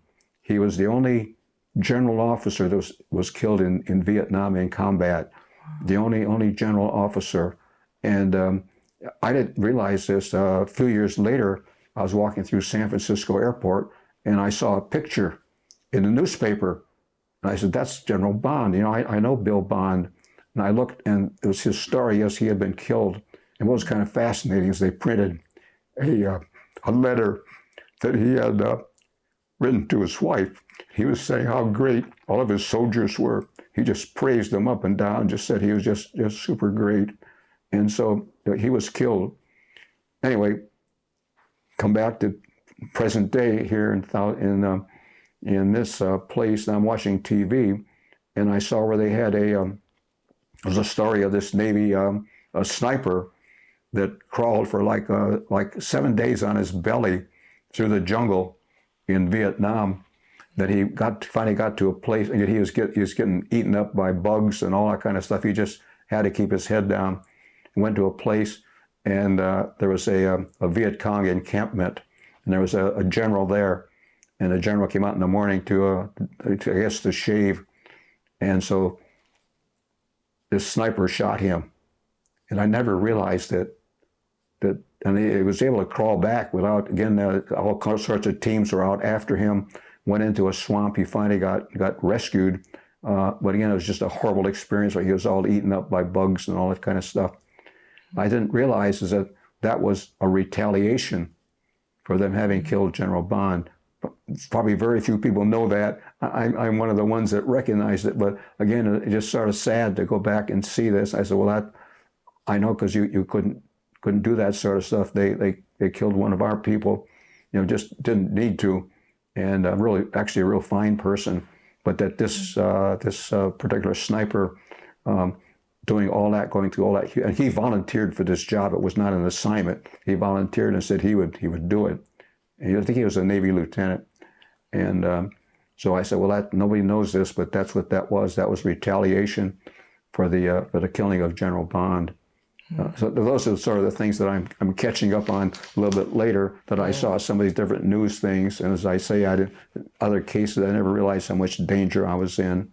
So I guess one of the other accomplishments is that I think it helped a little bit is, again, I was in Bangkok, and my general asked me to go into Vietnam because there was my area was in cargo and transportation, logistics, and there was a ship that was coming in, the SS Baton Rouge Victory, and it came into the river going towards Saigon, and it was suddenly hit with some explosives in the bottom of the ship, and then the ship started to sink.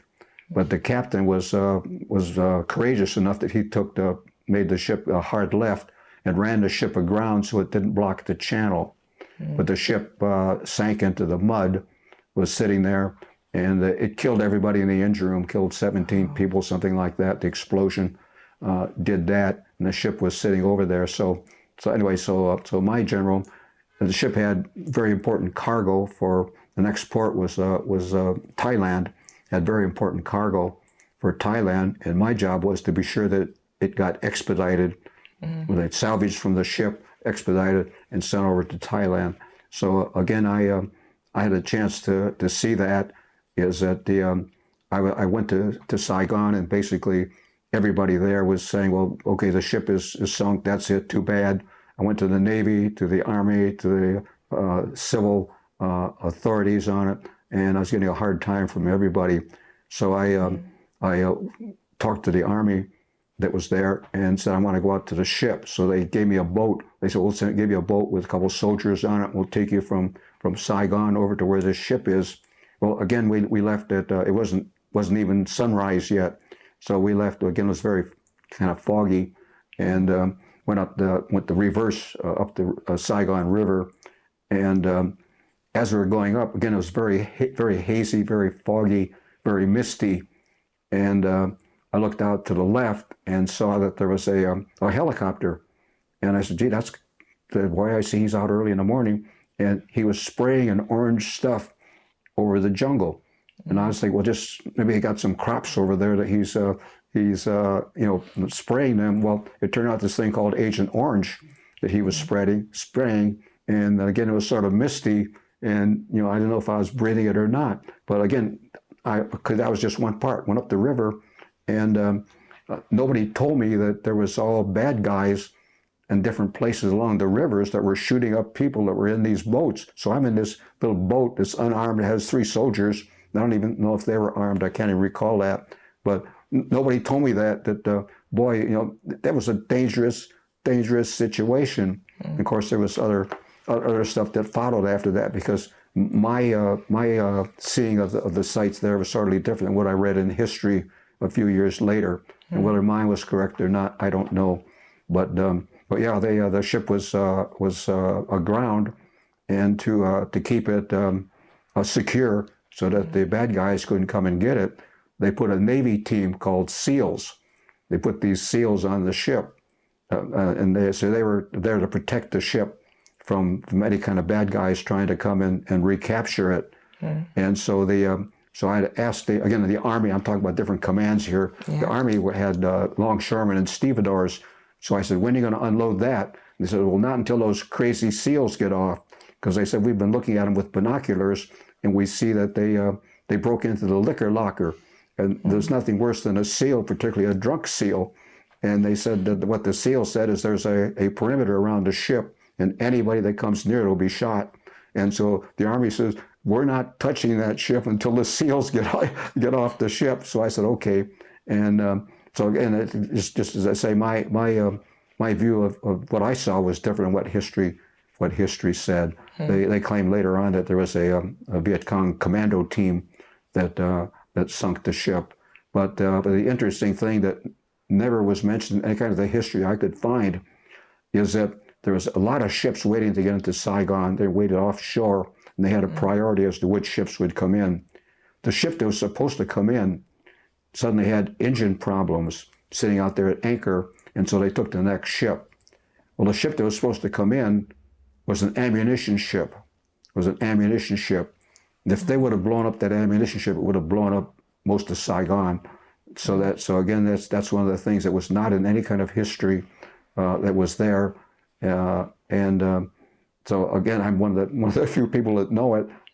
Nobody seemed to care. I think I wrote into somebody, but they really didn't seem to care about it with that. So thank you. So again, some different experience. I could talk more about that, but that's some of the highlights. Yeah, absolutely. During the pre-interview, you talked about your spouse and your children and grandchildren. Could you tell us a little bit more about your family? Okay, well, my family, I married a woman who was actually from Switzerland, and she came over here legally, and that was in New York, and so we got married in San Francisco, actually, and there's a place that my ship at that time was out. It's called Treasure Island. And so we were married in a little chapel there.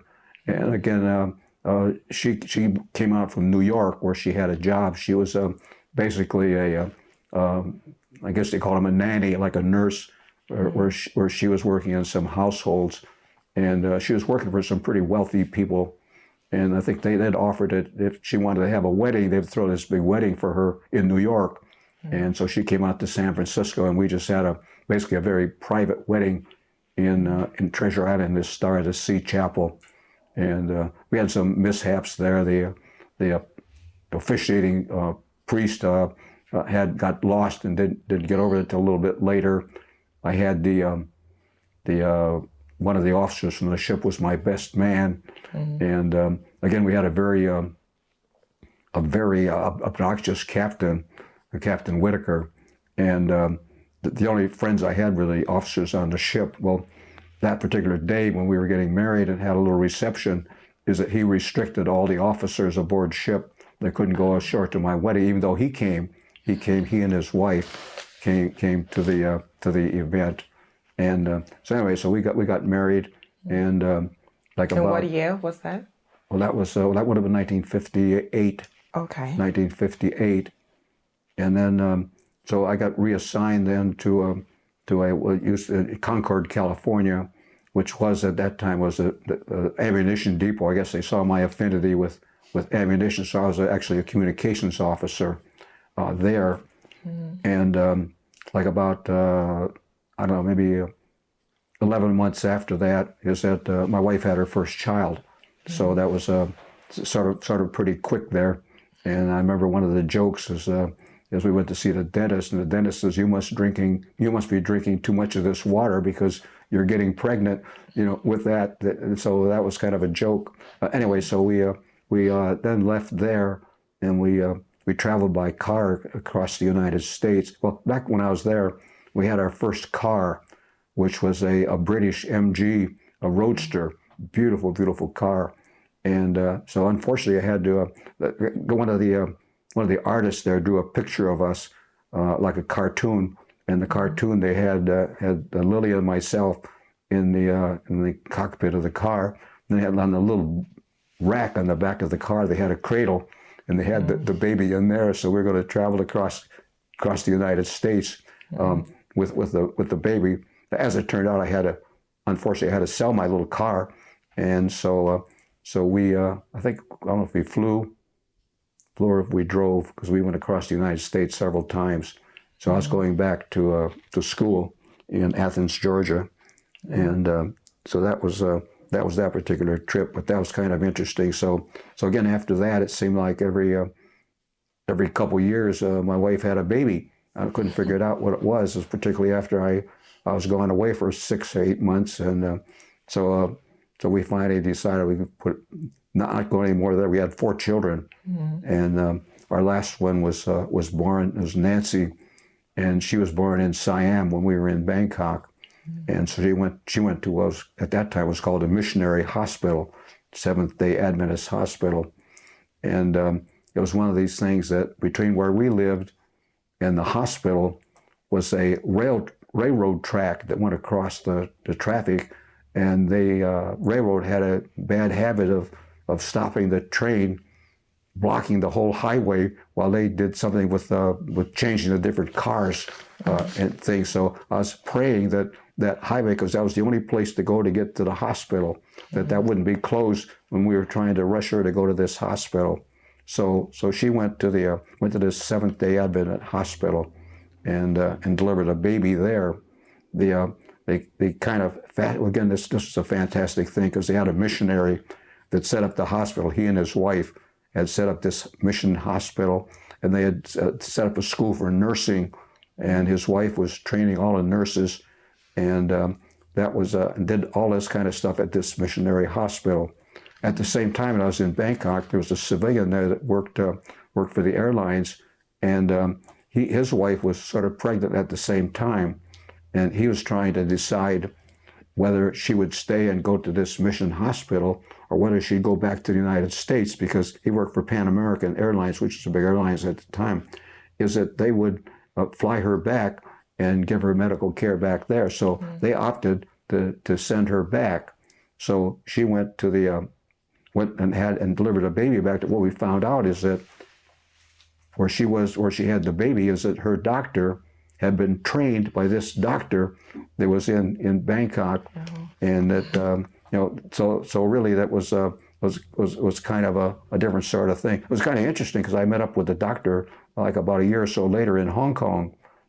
He was on a boat on the Star Ferry, and had a chance to to say hello to him. But yeah, the fact that she missed this. She was saying, well, that's so primitive with the help out there, and she get the professional help in the United States, and here it was someone that had been trained by the doctor that was out there.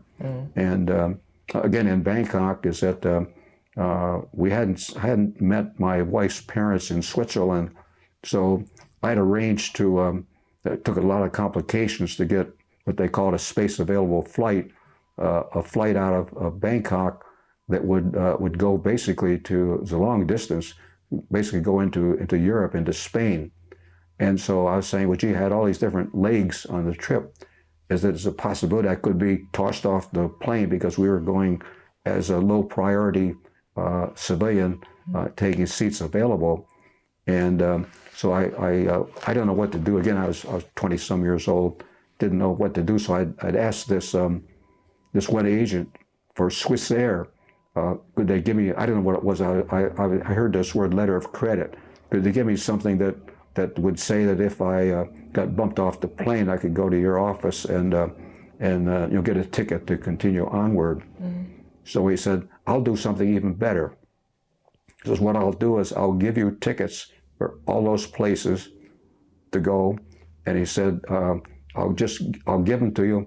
And he said, won't be any charge, unless you use them. And so he wrote up all these tickets, and he sent them. He had a courier that brought them over to my office, no charge, just sign my name for them, change my name, IOU. And he said, if you don't use those, you'll bring them back, no problem. So again, we were able to, fortunately, make this hop several different stops. We were worried a few times. We went to a place in, I guess it was in, not sure it was in Thailand or if it was one of the countries. And again, the U.S. had a team, had an outpost there, and they had a group of airmen that were going home. They had completed their duty. And so we're sitting on this airplane, all these soldiers are coming on the airplane, say, oh my God, how many are on there? Are there more than what fills up all the seats, or do we have to get off because we were low priority? And fortunately we did, they closed the door and we left there. And again, it was kind of unusual. And that flight was that you could go into the cockpit. And so this was happened to be just before Easter. And so the plane was flying at a fairly high altitude. And so we were going over the desert, the pilots invited my wife up to go see. So she was sitting up in the co-pilot seat and said, "You can fly the airplane." Well, she's up there, but actually the airplane was in automatic pilot, and so she's going. But here we are flying over the Holy Land, day before Easter, and we're up there, and she's flying the airplane. And so she always remembered that she was flying this airplane at Easter time over there, and we landed in Spain, and we took one short stop we had a stop in Saudi Arabia, and then we went from there to Spain. In Spain, we took an airplane from Spain to Switzerland, and I didn't use any of those. And I came back. I saw this agent, says, "Well, thank you very much." He said, "Just give me my tickets back."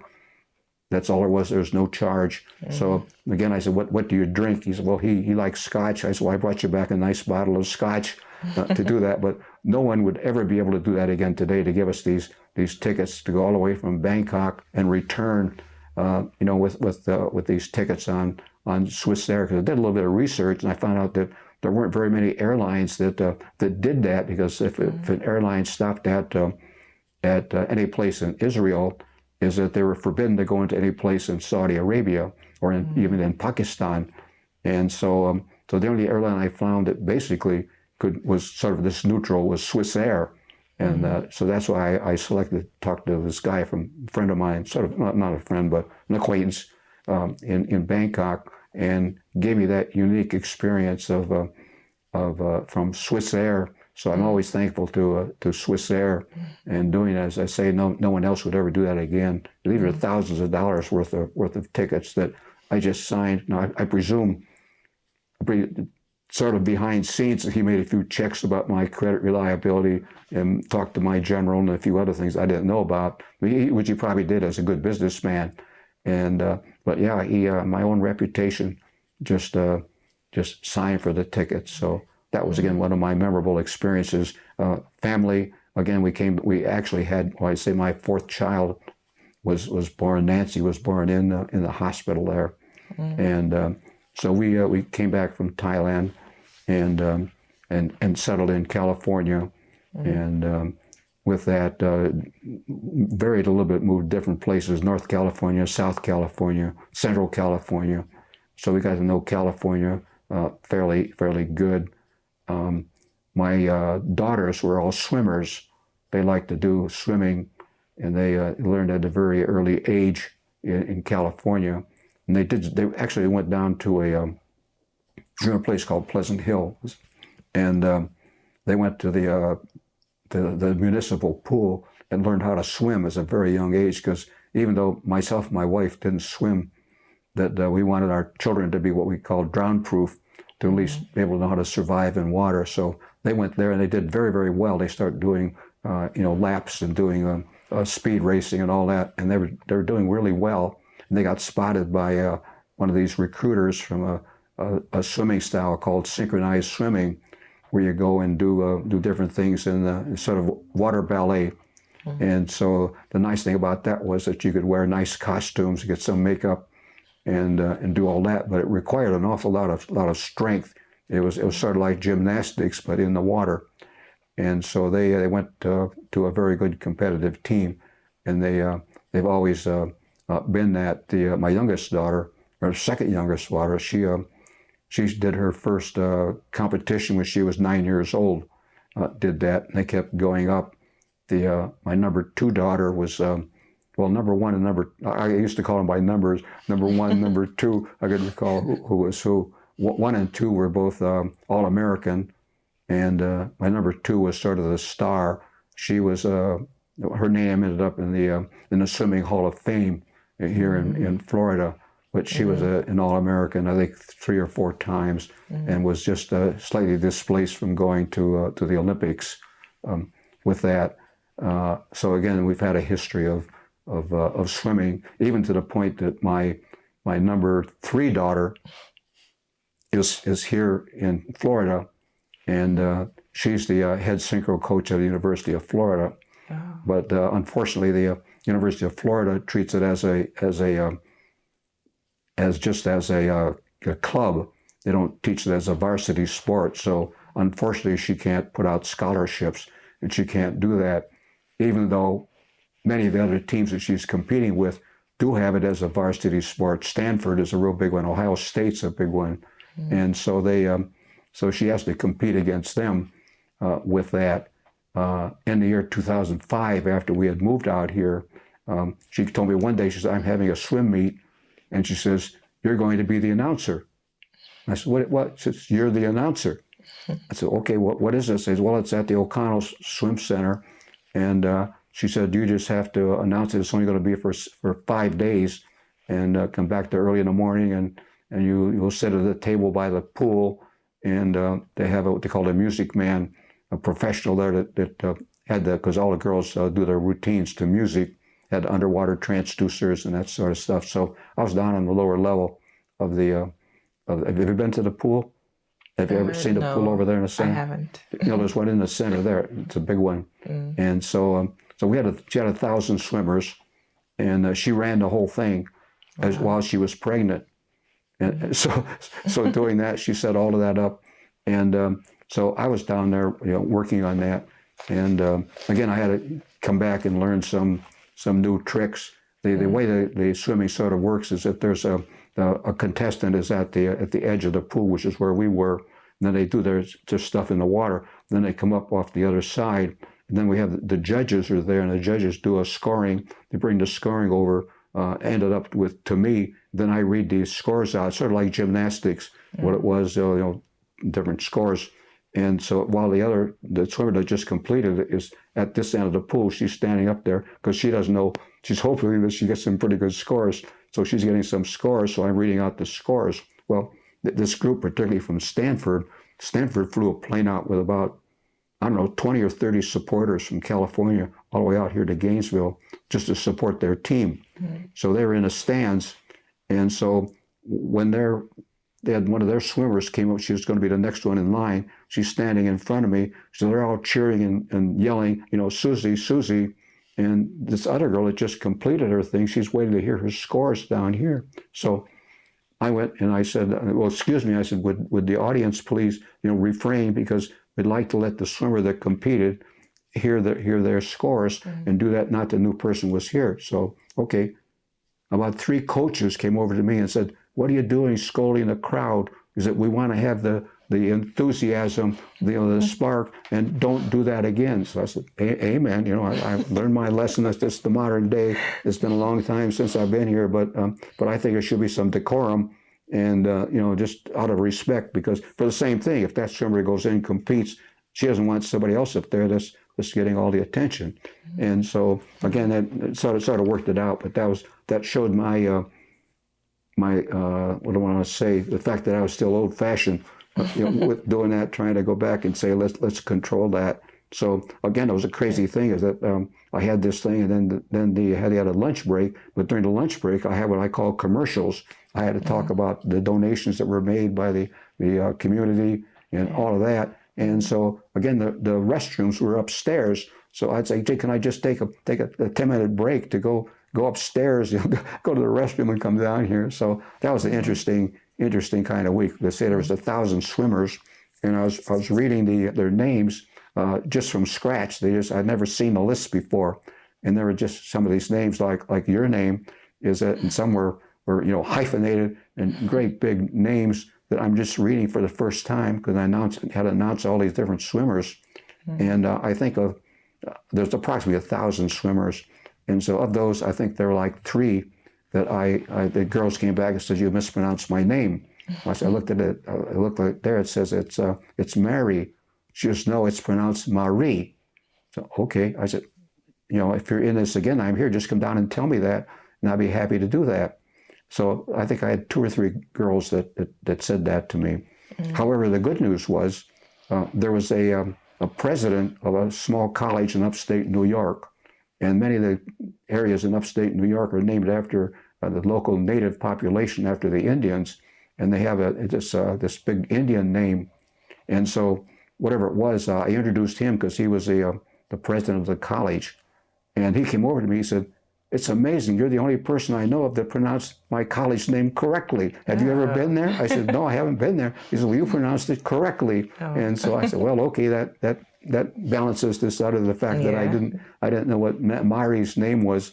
I just said it was Mary. And so that was one of the events at the swim meet. So again, it's been for most of our years, is that the spring break, is that's when they have the swim meets. And so we were taking our girls to we lived in up into Hershey, Pennsylvania. We had some routines there, and so we were doing that during the spring break. So all of the spring breaks is that we didn't really have a spring break. It's the time that we went to had a competition, because my girls at different age groups were in different things. Of course, the number 2 she was a leader in all of those. Number 1, Charlotte, she graduated from the University of California it was her second year in University of California, San Diego. And so she went to Switzerland, and she was the assistant coach of the national swim team for Switzerland that was training for the Olympics. And so she was there for a year. The crazy thing with her is that she had studied a little bit of German when she was in school, and she went there and found out they only spoke French. So she had to start back with a scrap. That's another whole story, but that was kind of interesting, kind of fascinating, and so again, one of the stories. Again, I told it the other day, and one of my grandsons from England said the same thing happened to him. Is that not her, but I was in high school. There was a girl there that got just a quick student exchange to go to France, and she was in high school, and so she tells this story. She told me this, that she went to France, and they were having like a little party. They had all sorts of little goodies they were passing around, different little candies and cakes and stuff like that, which she was doing. But she said she had quite a few. So she said in French, no, thank you. And then she said, because I'm full. And all the girls started laughing because she didn't know what that meant. Well, what it meant, the idiom in French was I'm full, means that a woman is pregnant. Oh. And so here she is as a high school student, and all of them are laughing. She couldn't figure out what it was. And it's kind of interesting because just last weekend, is my grandsons from England were here, and this one son said that happened to him too, that he kept mentioning that same thing, and they're all laughing at him. And then they finally said, well, that's what that meant. That's that idiom. It's just rather strange that same thing happened to him as happened to her, as happened to me. But you have to be very careful of what you say in terms of an idiom. I guess that's what it's called, idiom. Anyway, so that's just a side story on language. But again, the girls did that. Our most of our time was dedicated to that. My wife had a job sort of as a cosmetician with all the girls, because the girls put their hair up, and amazingly, the item they used in their hair was called Knox gelatin, and so she put this on their hair, and then tie the pigtails and do this before they did a routine. So she was sort of always working in a dress room. So the girls really liked her that she did that. So again, that was what we spent a lot of time together. Unfortunately, again in 1992, is at our place in California, we were in an earthquake. They had a gigantic earthquake there. But just before that, she went for a routine eye exam, and they found out that she had what they considered to be cancer of the eye. And so she went into panic mode, and they called me back from work and said, well, you have to go see an ophthalmologist. She had to go see an ophthalmologist. And they said, we hate to tell you this, but it looks like you have cancer in your eye. The bad news, sort of semi-good news, is that at UCLA, they just happened to be doing a study about that. And they said, we think we can get you into the program at UCLA, to University of California, Los Angeles. Yeah. Thought we'd get you into that program. So again, we went into that, and she was accepted into this study. And so she actually was in that study for 5 years. So I had to go to take her to UCLA for a treatment exam and do that, and they followed her. The end of the program is that we came back. Then we moved here to Florida, and we had a reference to a doctor at the School of Ophthalmology, and so we took her there. And again, with the treatment and that sort of stuff, again, she actually survived 20 years, and the outcome of the study was that basically, unfortunately, most of these people that had this cancer, that they only survived 5 years. So she really beat the record on that. And that was a whole different thing, is that they can't get into details, is they took her eye out, and they put a gold-plated thing behind her eyes, and then they sort of zapped it, and with nuclear radiation. We saw the radiation scientists at UCLA that they explained the whole procedure. And so she was radioactive for about a week as they put this stuff in. And so she had a lead eye patch that she could wear. And they had, it calculated how many hours and minutes that had to be in there to allow so much of the radiation to, because he was iodine, IS-25, I guess it was, iodine, as the nuclear portion of it. And so she did that, and they removed that. Again, it seems really terrible to me, is taking the eye out and then remove this little platinum thing that she had behind her eye after that. And of course, she was then blind in that one eye. And so again, she spent quite a bit of time after that until it got to the point where it spread from her eye to her liver, and she had to go for chemotherapy. So that took a big chunk of, over a period of 20 years of looking after her to get different things. Fortunately, she was just blind in the one eye for many years, and didn't have any other pain or symptoms out of it. So we traveled around and did some cruising and different experiences with her with that. But that was a big chunk of my life then, for that 20 years of looking after her. Our daughters went their different ways, went to different schools. Actually, most of them went to three of them went to University of California, San Diego, and they went to a school there where they basically used the Cambridge method of seeking through. They had a set curriculum, and basically they wanted people with a scientific background to get exposure to the arts, and the people in the arts background to have some exposure to the science. So that was kind of unusual for that particular school. So they had graduates from that, from three of my children's and in-laws actually too. So did that. Later on, one of my granddaughters went to UCLA, did her work there, and I just commented on this the other day, is that she, in her, I guess it was senior or junior year, is that she was elected to got a scholarship to spend the summer session in England at Cambridge University.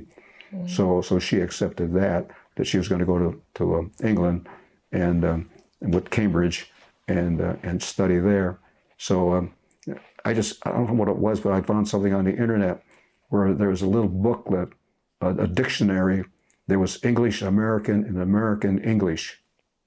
You turn it one way, it was what the English words were, and what the American words, or go the other way, it's what the American words were to translate into British. So I sent her that because I didn't want her to get stuck by the students there, where she said something like this other business that was really embarrassing. And I know, well, you probably know that students tend to do something like that. So she got that and she was so happy. She said, I looked at it, shared it with my roommate, with a couple other people. And she said, I felt better armed when I went to England and Cambridge, because they couldn't say anything with me because all these different terms were slightly, some were slightly different.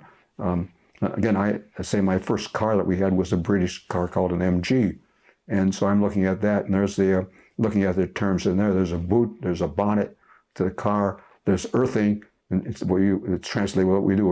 Earthing is grounding, and so earthing, and the bonnet, the hood, the wind, sunscreen, and so and a wrench is called a spanner.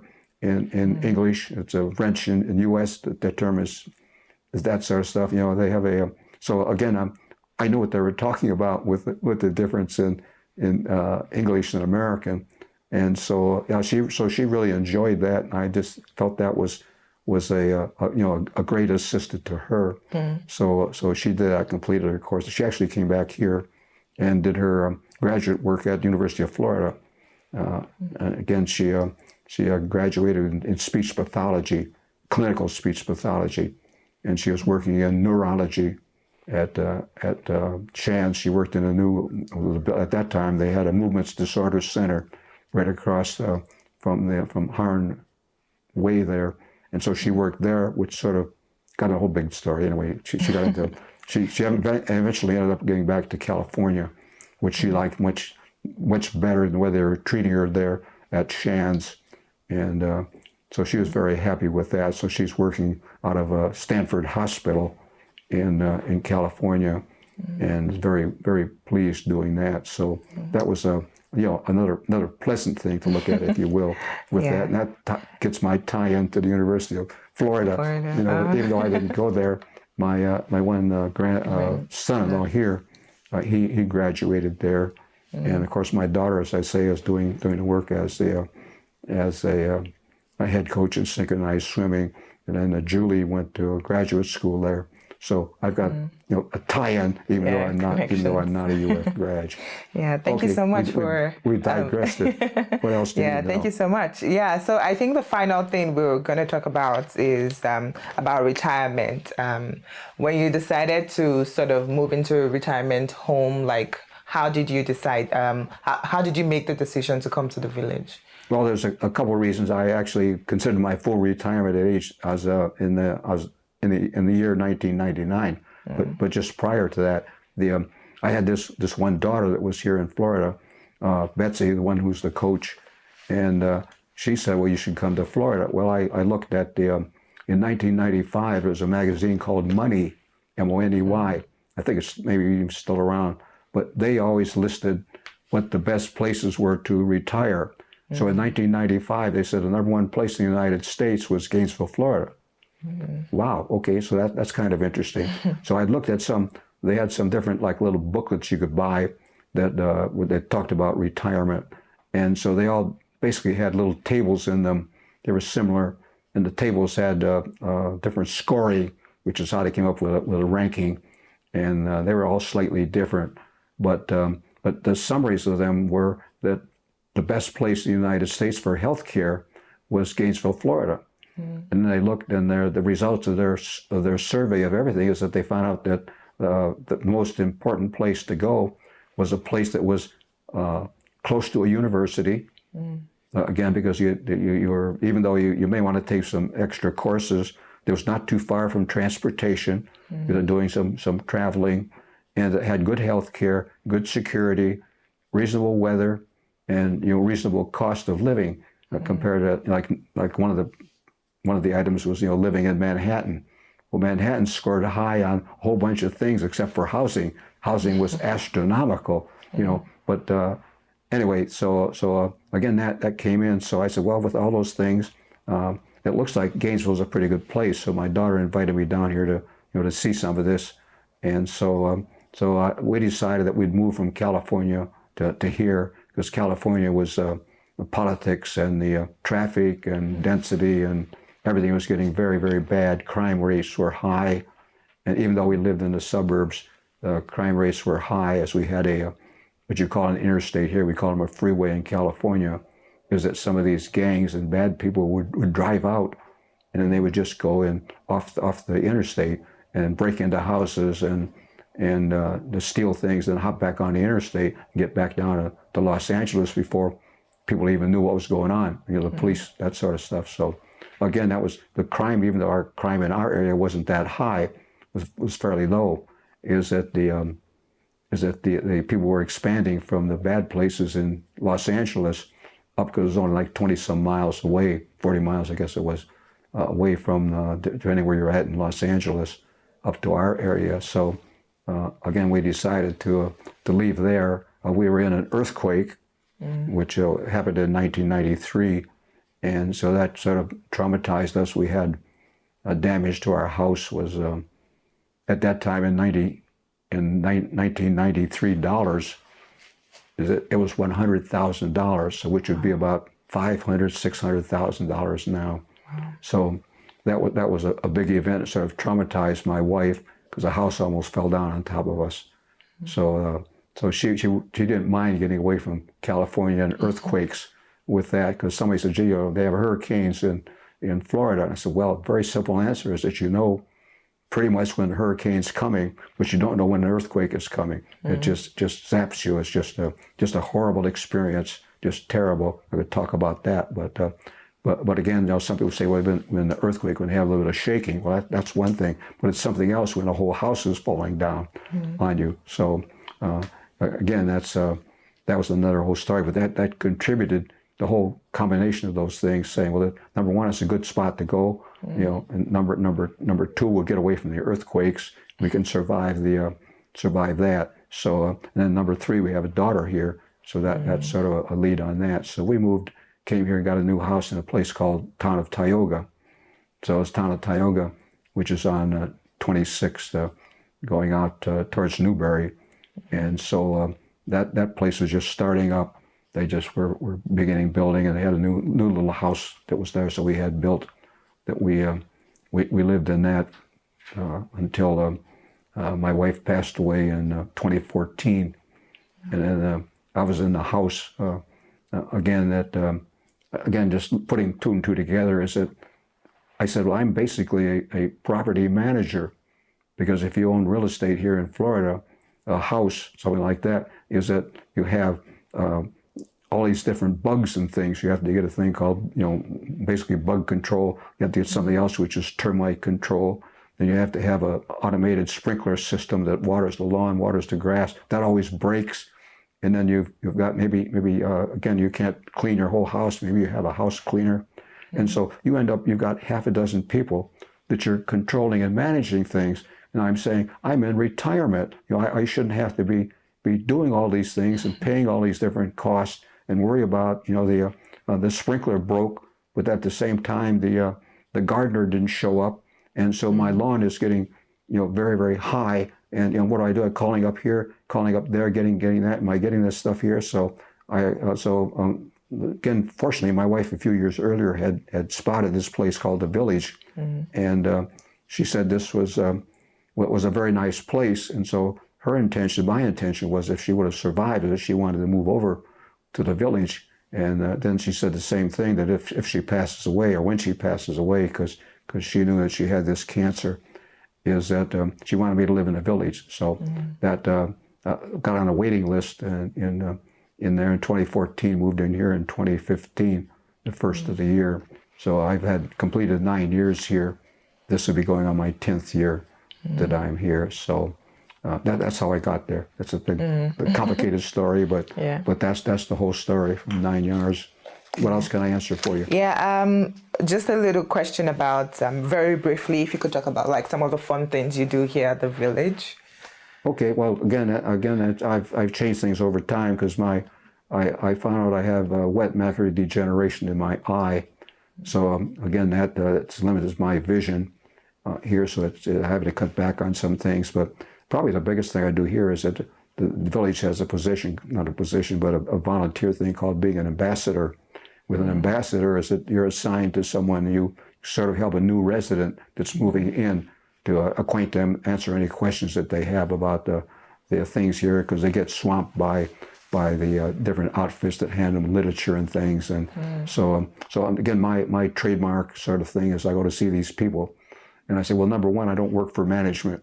And so whatever I'm telling you is my opinion. I'll tell you, don't go there at this time because you can't get into the restaurant. Go there at this time, do that. Get my experiences. So I've had, in fact, 1 year I got an award because I'd helped the most number of people here in the Village that particular year. And so again, I enjoyed doing that. I still have an assignment for one person right now that's moved into this building, and to go back and help him. And again, they've got sort of a general outline procedure of just saying you're available the first few weeks, and explain any questions or answers that they had, give them answers.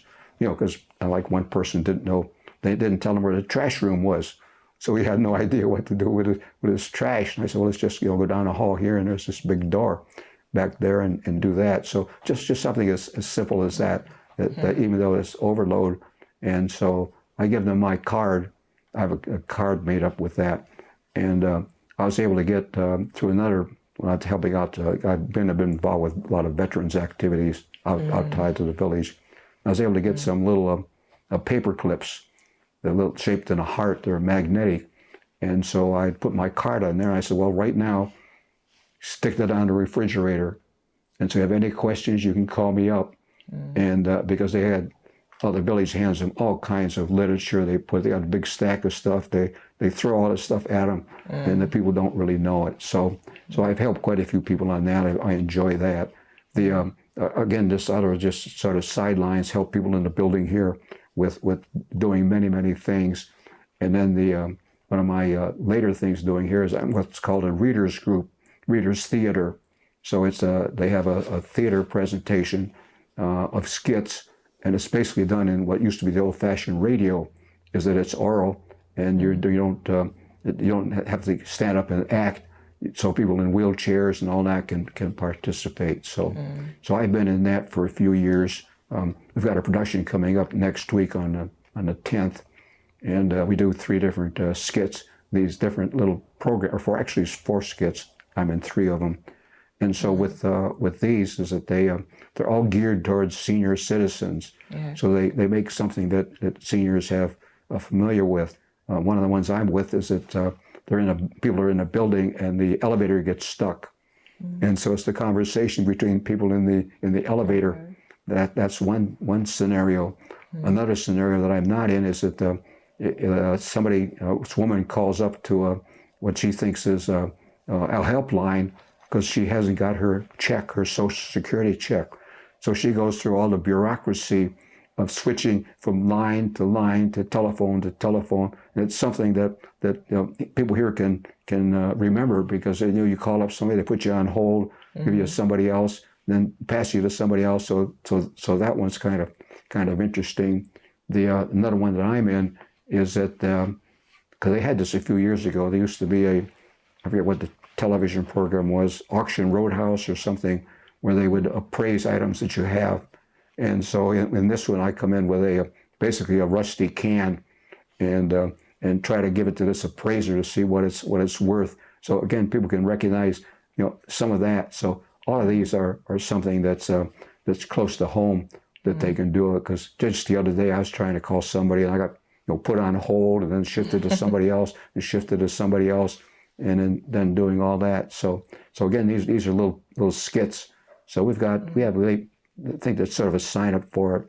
We're doing 3 productions, one in the ballroom across the road in Tower Club, and one that's in what they call the Morrow Center over at Center Point on the 11th. And so that's again, that's kind of a recreational thing. There's another woman here, Pat Carico, that is a semi-actress. She is just a fantastic person.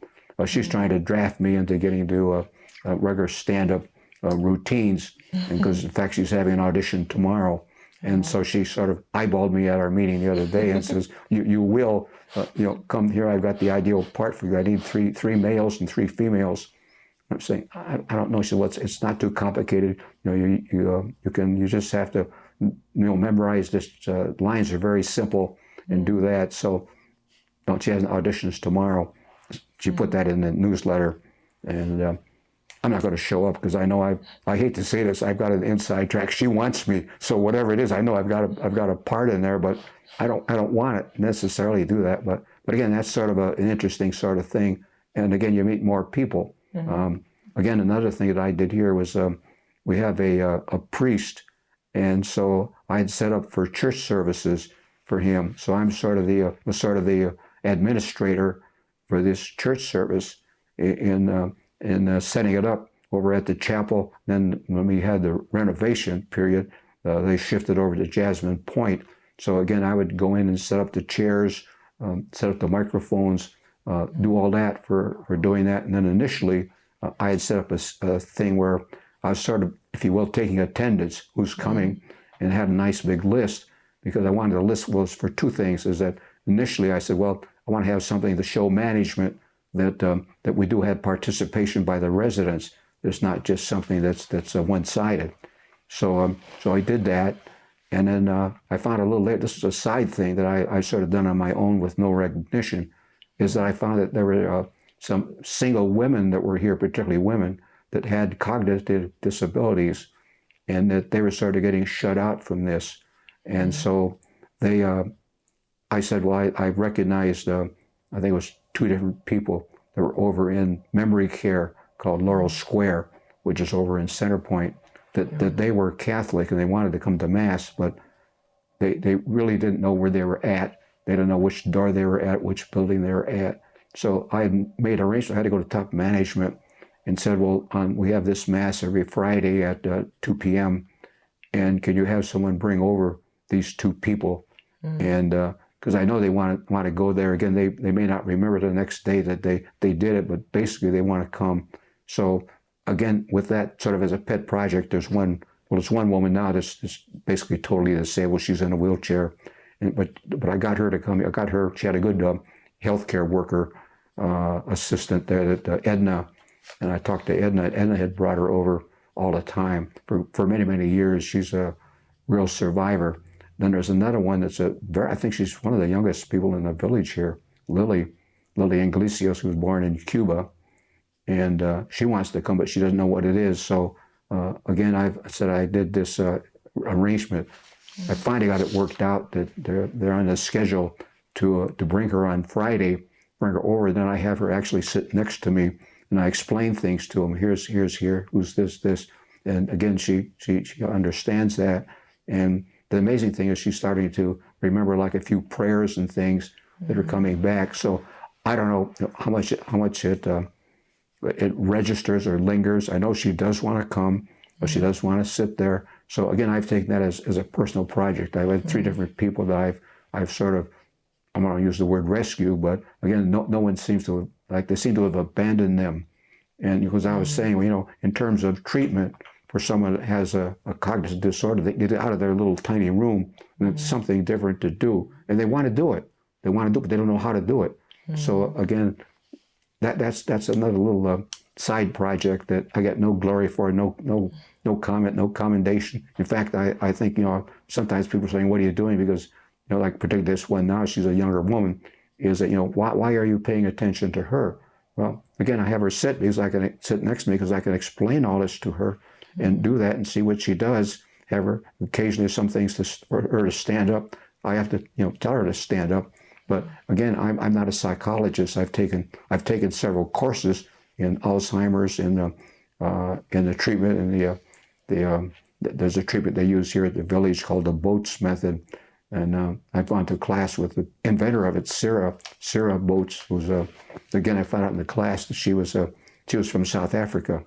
And so, because I saw that name Sarah, and so again, I said, well, you must be a Springbok. That's the sort of local thing. There's an animal like a deer that's down in South Africa, and the people are referring to offside as Springboks, just like they might say you're a gator or something. Here, a Springbok. So she recognized that, and so I sat through her class, the same class that the attendants that take over in the memory care, and took that whole class with Sarah. And I mentioned to a few people. In fact, I just mentioned it to my next door neighbor, who's a retired professor from UF. Is that, if you knew what Sarah was, well, Sarah is the Afrikaans name for Sarah. It's Sira, S-I-R-A, Sira, and it actually means Sarah, translated from Afrikaans.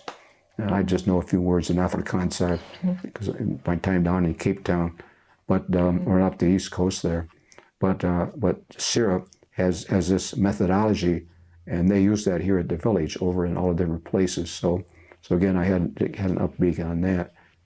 So again, that's been one of my side projects. So being an ambassador, I helped people out in the building and a lot of things here, answer questions. I've let's say helped numerous people with my terms as ambassador. I've been on this different veterans committee. We used to have a veterans event. I arranged given an earlier more amble here before COVID, is it had some big parties. I had speakers in that did that for Veterans Day. I had one of them. His name was what? His name is, I forgot his name right now. But he was the dean of all the students at UF. I can't recall his name now. But he when things start getting bad in the Middle East, is that the Secretary of the Army asked him if he would go over to Afghanistan with a team and set up U.S. presence in Afghanistan.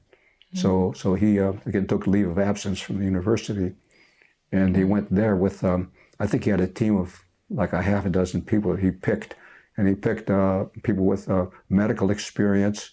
He had one medical thing. He had a technician, another electronics technician, and he had just this other team. Then he had one warrant officer that was in the supply area, and he had a black bag that was all full of cash, $5 bills, a big bag.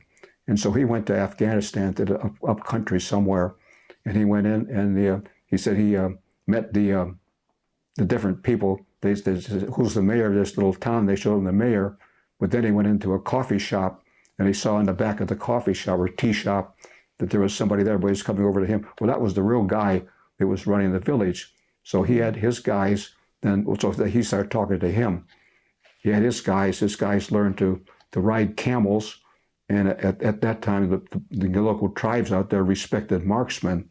So they had automatic systems, they had the GPS, and they did a little thing like saying, here's something that's farther away. They called up GPS, they called up a satellite, and they fired and hit that particular target.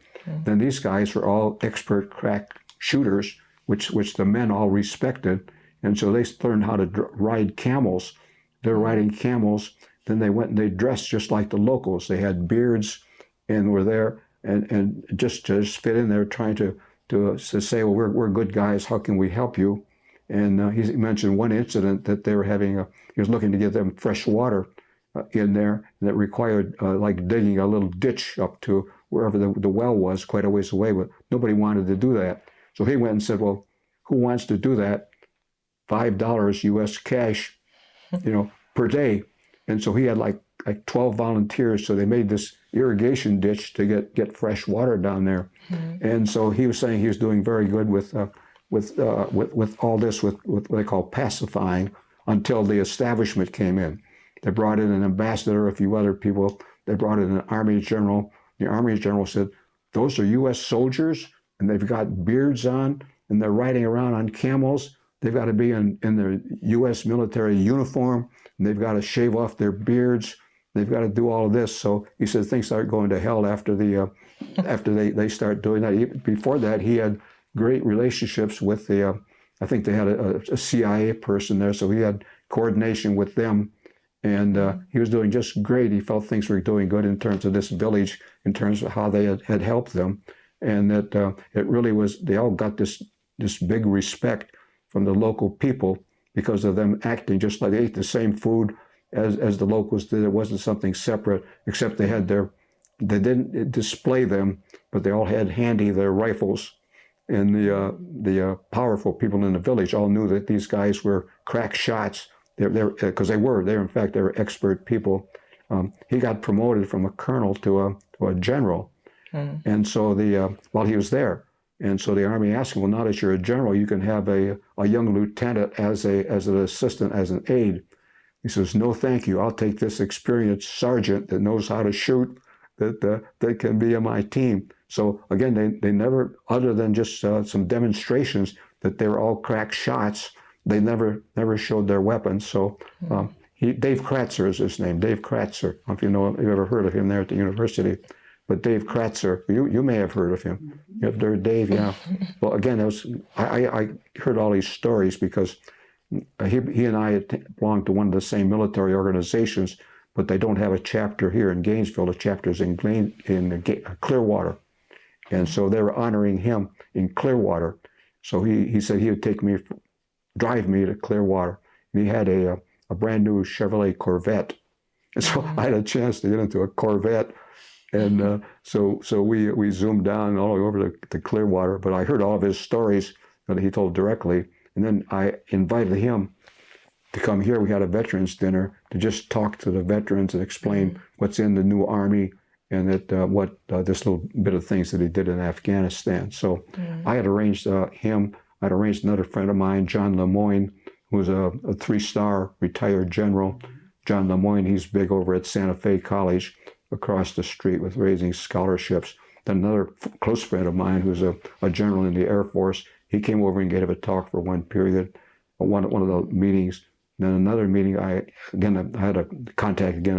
I want to say a friend. He was a friend of everyone. Once he became a politician, but he was the Ted Yoho. He was the congressperson from this district. He came down and gave just a short talk, nothing political, and doing that. So I'd arranged that, and then one of the things I'd arranged was a Christmas dinner for this one military group, and. So I wanted to get some little souvenirs and things, which is really nice. So I went to Maderi healthcare workers here, and I said they had this beautiful little heart-shaped ring, heart-shaped magnet you put on your refrigerator. So I said, would you donate a few of those things? So they donated a whole bag of them to me. I put those all out for the dinner, and I still had a bunch of them left. So that's what I've been using now. I said I give that. You can see one probably is on my refrigerator in there.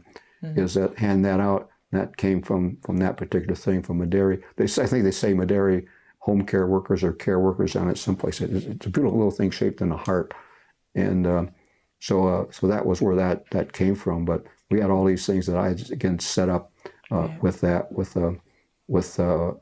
luncheons, and then with this other dinner. I think I had 2 or 3 dinners that were over in Tower Club in a ballroom. I'd arranged to have them there because they did allow people to have parties in there that were basically nonprofit. I think they had Nurses Association, Doctors Association, different groups, university groups in there. So I'd arranged a Christmas party each year for several years down there. So again, that was part of my thing of working with that. I was with different veterans groups that I had helped out until recently. Again, I'm not able to I don't drive anymore, so that makes a big difference in things. But that was another side thing that I did, was different veterans organizations here. And again, just trying to help people out and do that. So that's Thank you so much. We've had a great time wow. so far. Oh my God. Thank you so much for your time. Okay, We really well, thank you. I appreciate enjoyed talking. I hope some of it makes sense. Haven't got a chance to Absolutely. show you the whole museum, with all that, but everything has a talking point. You might find this interesting. This as a separate thing is just a little cartoon that they made for me in one of my assignments. Is that I had an assignment at the Naval Supply Center in Oakland, and I had set up what was at that time was called a Management Information Center, an MIC. That was brand new, and nothing like that had existed. And so they kind of framed that to be a Mick, sort of like Mickey Mouse. So when I left, this one guy made a cartoon for me. Up here it shows me, and it shows it's right behind the door, right over there. Okay, That yeah, big I thing see. there. So it shows my wife and my 4 little children. Oh, yeah. And they're singing this song, Mickey Mouse. And then it shows me there as doing a presentation, but instead of just doing the presentation of like workload, personnel assignments, all that, it shows me having stock market things up there. And that's the way I looked at that particular time up there. They sketched that. So that's but they used to sing MICKEY, and so they had some different words that they made to it. The people at my going away party, they gave me that as a souvenir, and so that's kind of an interesting one.